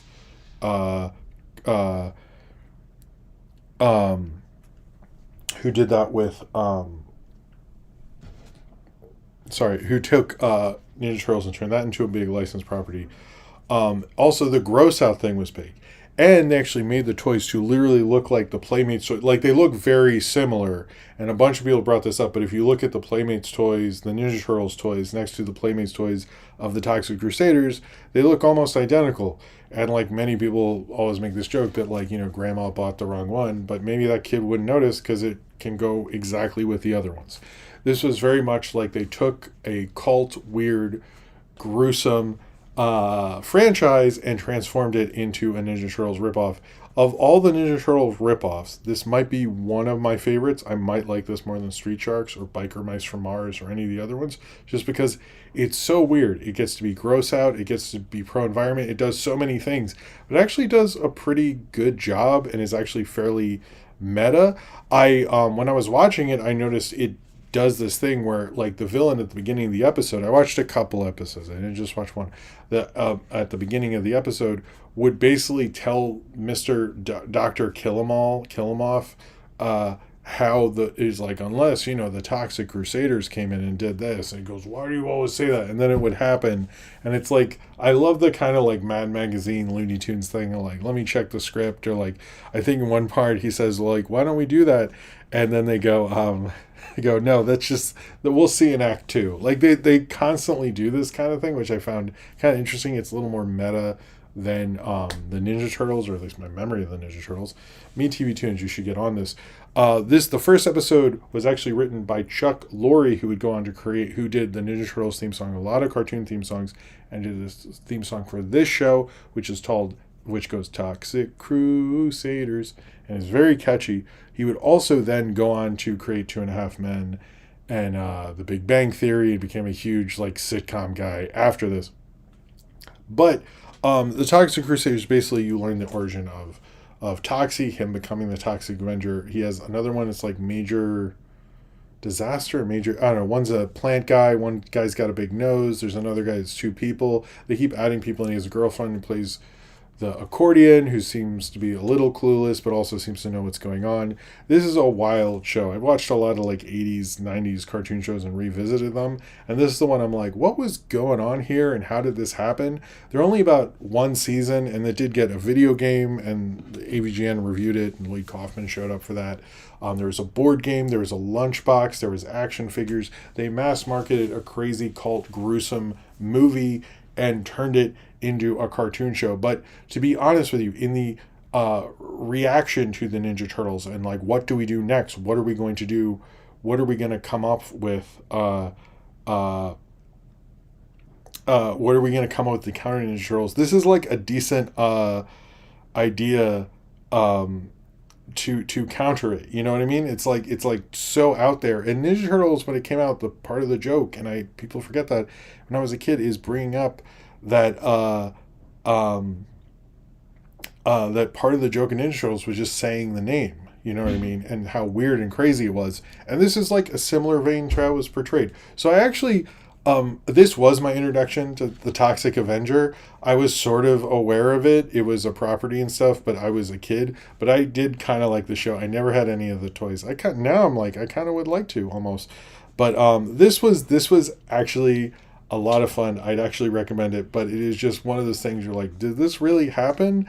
And in my mind, there was like this guy who was a punk and saw the original Toxic Avenger and thought it was really cool, and then had kids and sat down with them one Saturday morning and saw this show and saw that they made lunch boxes of it and was utterly confused on what happened to society. I guarantee you there was somebody, and whoever that was, I understand your confusion, but part of that guy's confusion is what made this cartoon so memorable and so much fun. All right, maybe that'll be a short. I don't know. I'll cut it down and we'll see what it is. But anyway, I think that's all you really need to say on the Toxic Crusaders there. It was, but yeah, I really did see the premiere there. All right, I'm going to write questions below. This below. Let me get everything set up here for the end. Oh, we're actually doing okay on time. Sorry, bingo. I need to do it and just hit everything. I've been saying that forever, but all right. I'm going to do Cinerams first because he was cool about this. All right, Cineram said, last week you mentioned the possibility of Avengers Secret Wars being split into two separate movies. I read that when the decision was made to split Kill Bill into two separate movies with their own release dates, Uma Thurman had to be paid an additional salary as well as the rest of the cast, I presume. Given this, wouldn't making Secret Wars into two films instead of one be even more monstrously expensive than it already must be? To my understanding, it was pitched and sold to them, so they all were signed to two separate films. If you didn't know the history of this, there is a history of this. What happened was there was a infamous lawsuit from the Salkinds who tried to do the same thing with Superman the movie and Superman 2, but they filmed, I think it was Three Musketeers, and maybe I've never seen the Salkinds Three Musketeer movies, but they shot two at once, and they basically, they shot a movie and then they cut it up into two, and then they didn't tell the cast, and the cast all sued, and so you legally can't do that. If you shoot one movie and cut into two, you have to pay them back. So I think what happened, because they planned Secret Wars or Doomsday and then Secret Wars, they probably worked out the deal beforehand. But yes, you're correct. Legally, they do have to pay the cast twice because it's two separate movies. And that is because of an incident with the Salkinds for these Three Musketeers movies. And that is why that has to happen. Even with like the Harry Potter Deathly Hallows, it might have been one shoot, but you got it paid. And I think for Lord of the Rings and The Hobbit and all that stuff. So even though it's a long shoot, you're getting paid double or triple or whatever it is. So you were correct, but I believe Robert Downey Jr. is getting paid like $80 million for both, or $40 million for each, or something like that. But yeah, they were aware of it before. It wasn't like they were going to do one and they cut into two. The plan was Doomsday and then Secret Wars. But it is like when they did Infinity War and Endgame, they told them that, and they did get paid for separate releases. Okay, Nathaniel Fogo, what's a film similar to Kpop Demon Hunters where you remember becoming a worldwide phenomenon, a worldwide hit the second it got released? I would actually say Frozen, which the film has been compared to, because nobody expected shit from that.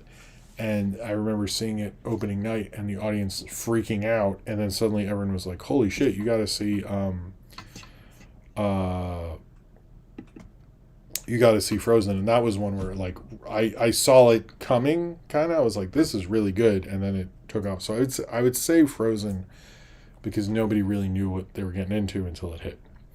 Austin said, hey Jim, what a great show. Kind of sleepy today from the weather. My question is, last week we watched Follow That Bird, which I liked as earnest as it was. I was wondering what happened to the new Sesame Street movie and what actors should be in it and who should cameo in it.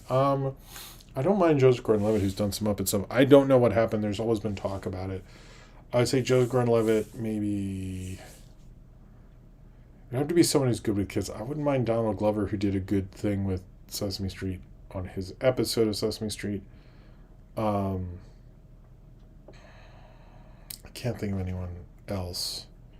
But those would be my choices, I would think. I don't know what happened with it. I'm sure during the WB reshufflings, it's a thing they announced and not much came from. But they should, because, I mean, I don't know. I think maybe Netflix will do it. But then, will they release it in theaters? Probably not. All right. I'm going to take a drink of this just to give myself some energy.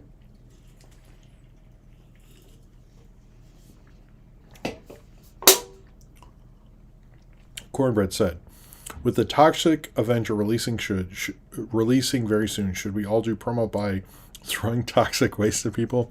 I mean, that's bound to go well, right? They'll just turn into silly monsters, right? They will, Cornbread. That's a very Zane Fires question. Embla T, have you seen War of the Roses, and are you seeing the remake that came out this week, The Roses? No, I don't. The Roses does not look good to me. I'm not super into movies like that. That just seems to be kind of stupid. I don't really understand it. I don't know. I even saw like they didn't map the poster right, because they have these 3 screen things on the subway, and they like didn't. Whatever. I don't know. It's Jay Roach, and I'm sort of over that guy. Zane Powers, doesn't it suck that Gen Z had no movies or shows to watch? They just sat in their homes doing nothing because they weren't watching things made by Disney. I think it seems that Disney feels that way. Nathaniel Fogo, what's an R-rated movie you'd wish they'd make a kid's cartoon about? Ooh, good question. Maybe John Wick. Where's the John Wick kids cartoon? Yeah, I'm just gonna stick with John Wick. It's the prequel, and it's him and his dog hanging out. Animated Caden, didn't Chuck Lorre write for Benny and Cecil New Adventures? Probably. He was around doing cartoons. I don't know what. I think like Dharma and Greg was his first sitcom before that. I don't know the whole. He's not someone I care too much about, but yeah, that sounds like he would. Cornbread question, said this earlier, but you think about another reason Disney is struggling to connect to Gen Z is because they got scared off from video games, which films which films about are big now after Prince of Persia? Um, that's a good point, actually. Yeah, I do think video games would be an easy one, and like Nintendo is looking for people. And although I was like, you on for me, Metroid is not as big as I thought it was. I think that would be a good move. Or what are the other bigger Nintendo properties that haven't gotten movie adaptations? I think that would be, or Sega, or maybe, I don't know how you do like a Final Fantasy thing, but I think that could really work. So yeah, that's a good point, actually. That's a really good point, Cornbread. Super Dusky. If there's a John Goodman, then who would be considered the John Badman? Um, uh, oh, John Belushi, probably. All right, Zane Powers. There's a cool game called Lies of P, which is a steampunk Bella Epoch dark action retelling of Pinocchio. The follow-up will be Wizard of Oz. Are you cool with that? Yes, because it's at least an interesting different thing there. I don't know. Zane Powers. Rank from worst to best. Amy Adams, Amy Poehler, Amy Sedaris, and Amy Schumer. I think that ranking, I might go Amy Poehler, Amy Adams, Amy Sedaris, Amy Schumer. I would go it that way, probably. Embla T, great movie trailer for a bad movie. Huh. A bad movie that is a good trailer.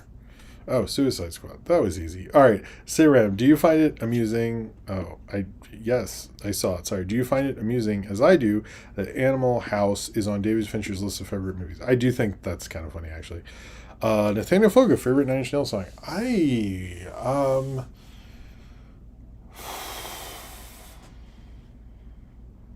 Head Like a Hole's up there. I still like his Victory remix, the Puff Daddy thing.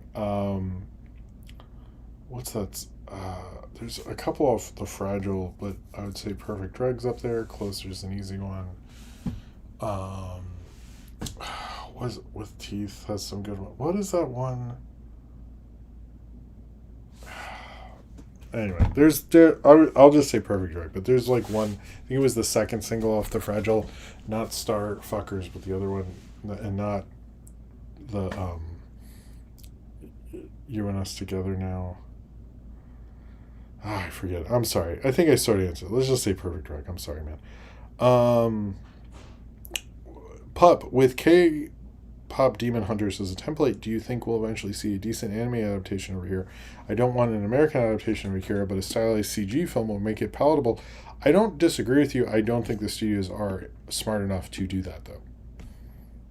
So, but I agree with what you're saying, though. Zane Powers, isn't it selfish of actors to retire when they're young? It's denying audiences a potential extensive library of credits. If they want to, if that's what they want to do, I respect it, but yeah. Sorry, Cornbread, as of right now, what's the worst part of the Doom casting for you? The whitewashing, the cheap nostalgia pandering, this movie ensuring Doom can't be a fun returning thing for future films. I think the Doom won't be in supposedly everyone's like, oh, he won't be the Doom like that. And I'm like, well, then why are we doing it? I don't understand. Same with like, I don't want Denzel to be Magneto, because Magneto has to show up again, and it's like, I don't fully understand what we're doing here. So that would probably be that. I wish they'd actually cast someone as Doom instead of this Robert Downey Jr. thing. I don't really understand it. I think it's weird. I think just like let him do something else. Zane Powers, what are your thoughts on the Bryan Singer directed movie about Israel that stars John Voight? I'm just like, I don't know why. I think he should just go off and do small stuff, but I think they just always want the payday, but I kind of am like, dude, just let it go. Austin, why do more people not know about Thomas Washington, president of Disney? Oh, is this the thing? Is this the Goofy thing? They should though. I think it's the Atlanta thing. I think that's what you're talking about. Oh, good night, Dan. Thank you for being here. Hold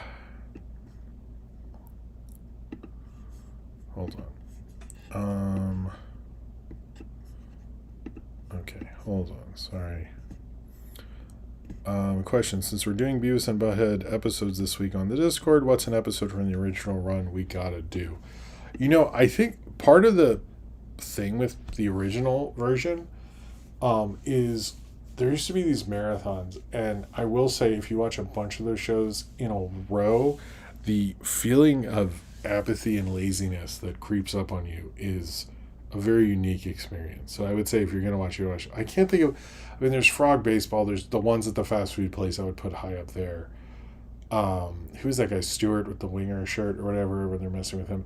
I haven't rewatched certain ones. So like, there's ones of the new one, like when they older Beavis and Butthead vote against the place they live. That one's a particular favorite of mine. But I couldn't tell you now because I just sort of always watch random ones. I've never been a real, so I don't have a. But I would say that I have a lot of nostalgia for the ones in the fast food place, and I do remember when they're replaying it. They did a Pavement music video, and my friend who liked Pavement, because we were kids who liked Pavement in middle school, so we were so cool. People were so into our opinions on things. That one I remember was funny. And oh no, their review of the Corn's Blind, where Beavis like does this like review of Corn was that I actually that would be one I always remembered. Follow-up question: what's happening with Bryan Singer's self-produced documentary where he talks about all the sexual scandals made against? Is that true? Gross. Why? Don't do that, man. I hope he's not doing that. That's embarrassing. Nathaniel Foga, did you hear about Tron Legacy getting re-released? No, but that makes sense. Just only put out in IMAX or large format theaters. Don't put it anywhere else.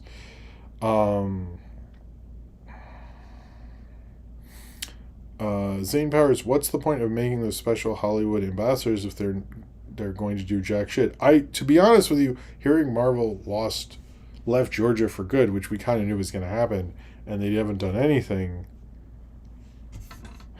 Whatever. I know there are other Final Fantasy movies. What, there are two? Is it just the CG one and there's like another one? Disney could do it. I don't know. Zane Powers. Disney has also been licensing rights to some anime for Disney Plus, but aside from the last season of Bleach, most have done pretty bad. Does this mean Gen Z anime moot? No, I just think they're not picking the right shit, because if for real, if Demon Slayer does what we all think it's going to do, I think, what is the point of Saw being bought by Blumhouse from Lionsgate when Blumhouse is working with Lionsgate anyway? I thought it was just a rights thing to me. So, Zane Powers, is Best Animated Picture at the Oscars K-Pop Demon Hunters to lose? Yes. And that was another animation thing I'm seeing, like The Day the Earth Blew Up is not eligible. They submitted it last year, so which I think sucks. I think they should have done it this year, but it's not an argument we need to have because it's an argument we know the answer to. Cornbread, but I don't think Zootopia 2 is gonna have to be insanely good to beat K-Pop Demon. Only what's touching it right now? I don't. The only thing I can think of is The Day the Earth Blew Up, and that's not eligible. So, I mean, if they want it, can they submit it again? I think it's like once you submit, it's sort of over. Unless I'm wrong about that, but that's what I thought. Cornbread, should Disney buy Sony, who brought up nearly every anime distributor in the U.S., so Disney can just shortcut its way into Gen Z entertainment? Aren't buyouts so great? I don't know if they would, but that is why Sony bought Alamo Drafthouse specifically for that. So I'm curious. I don't think Disney does not seem to want to buy a theater chain. So I don't think they would buy. I think what they really wanted, as many people speculate, is Nintendo, and they didn't get Nintendo. Embla T, should they do a Sergeant Kabuki Man NYPD cartoon too? Also, did you notice the worms reference in that movie in Gun Superman? I did notice that. So apparently I learned Sergeant Kabuki Man has never actually done very well, which is why probably there's never been a sequel. I thought that was interesting. Embla T, thoughts on Daniel Day-Lewis's comeback? I actually have not watched the trailer because I'm dumb and I keep running out of time. But if he wants to for his sons, maybe that's cool. I kind of would like him to be in more stuff than just that, but it's nice to see another thing from him. So I hope he does more. I think it's kind of a shame. I don't think he should do stuff all the time or like be in a Marvel movie or something, but I think he, question, from Zane Powers, if Kevin Feige and the Marvel roadmap went so well until Endgame, what went wrong after? It's sort of, to be honest, I think it's I part of it is they made bad moves. That is a big part of it. But like Chadwick Boseman dying was a big thing. The Marvels bombing, because originally the Avengers was going to be Black Panther, Ms. Marvel, or Black Panther, Captain Marvel, Spider Man, and they were like meeting together and like hanging out to like get good like a rapport and stuff. And Chadwick Boseman died. The Marvels bombed. It's like the whole thing changed. So I think like part of what ruined the post Endgame roadmap was, like they should have done a Shang-Chi too. I think that was a really big mistake actually. But like also Chadwick Boseman dying, like would we be on to Black Panther 3 at this point? He would be running the Avengers. People would be excited. It's just like there's certain things that I think would have helped the brand a little bit, but I think some of it was inevitable because of all the shows and stuff like that. And also, I think the problem with the Marvel stuff is they couldn't foresee like people because of the success of Guardians of the Galaxy. They sort of learned. They learned the wrong lessons. Like you can't really do that to it. That's not going to happen all the time.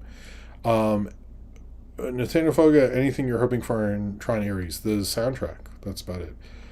Zane Powers, why won't Take My Muffin and NFT add cartoon leave me alone? I don't know, man. That's on you.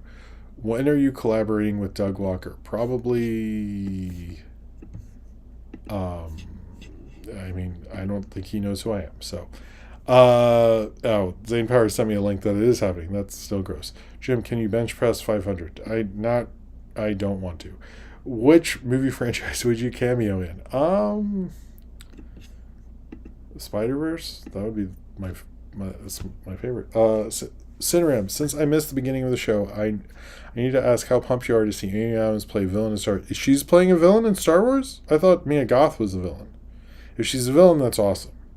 But I think she's a great actress. I go back to her for Junebug. She was great. Radboy Mickey, rats or lizards? I'm gonna go lizards. Christian Gutierrez, Jim, is there any anime show / film you are currently watching or watched recently? Good question. I am not as up on my anime as the rest of you. Film or show?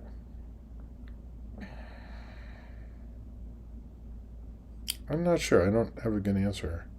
I guess Speed Racer. I'm just going to say Speed Racer. Ratboy Mickey, where is Monster Trucks 2? Any day now. I think they'll announce it next week. Zane Powers, can Disney keep their losing streak up next year, or is Mario 2, Cat in the Hat, Minions 3, and Wildwood not strong enough competition for Hopper's Toy Story 5 or Ice Age 6 to win by default? I think Toy Story 5 is going to be the highest grossing one of those. Hoppers, I do think, with Cat in the Hat gone, is going to do a little better. Ice Age 6, I'm not as sure about. I feel like they'll push it back. So, follow-up question, isn't it easier to just sell Alamo Drafthurst afterwards? What? Oh, I guess you mean, I don't know. Yeah, probably. Rabbi Mickey, since it was Jack Kirby's birthday, what is your favorite Jack Kirby character? Probably Silver Surfer. Comic, I'd say the easy one, Fantastic 48, 49, 50. I thought she was playing the villain. Maybe I'm wrong about that. I didn't. Anyway, Mia Goth would be cool in a story. I think that makes a lot of sense. I'm surprised. I think we're going to see more of Hollywood using her. She has such a unique kind of thing, Zane Powers, wolves or lizards? Lizards. Ratboy Mickey, question, winner to the question, or owls? Lizards. She's playing a mom? Oh, okay. Favorite energy drink? Probably, I actually like the Rocks one. I'm going to go with that one. Can you punch me in the sun? Same parts. If I ever see you, remind me. I don't really want to punch someone because then you got to touch. I'll kick you though. I'll kick you just for you, man. It's weird, but sure. All right. I think that is all she wrote for tonight. I want to thank everybody for being here, for enjoying the show and being as cool as you all are. Let's see, fan funding. I want to say thank you to Bloxioxonical. I'm sorry, I do not know what happened in the chat. I'm sorry about that. Medela Butterfly, Will, fucking YouTube, Will, Bloxioxonical, Austin, Will, Malcolm Rampart, Will, and Will. Thank you very much to all of you, but also Will for your generosity. But Cheers to you all. It's very much appreciated. Rapper Monkey question: can I also punch Zane Powers in the nuts? Yes, 100%. All right. Next time you see him, just do it. You have my permission. He said it's okay. All right. I will. I will see you all next week. I'm not sure if something will come out tomorrow, but something will come out this weekend. It's gonna be cool. Apologize to patrons that I did not have the original post. That was I don't know what happened there. I thought I made one, but it was just stressful, and I apologize. That was an error on my part. But anyway, I think there will be a stream next week, and I think it will be Saturday. We'll see. There's always next week's a little crazy, but as is every week. But whatever. I'll see you then. Thank you very much for your support. Thank you for watching. I hope you enjoyed the videos that come out and fix and all that stuff. Have a good Labor Day weekend. Take care of yourself. Have a good time. See some good movies. And I will see you all next time. All right. Good night.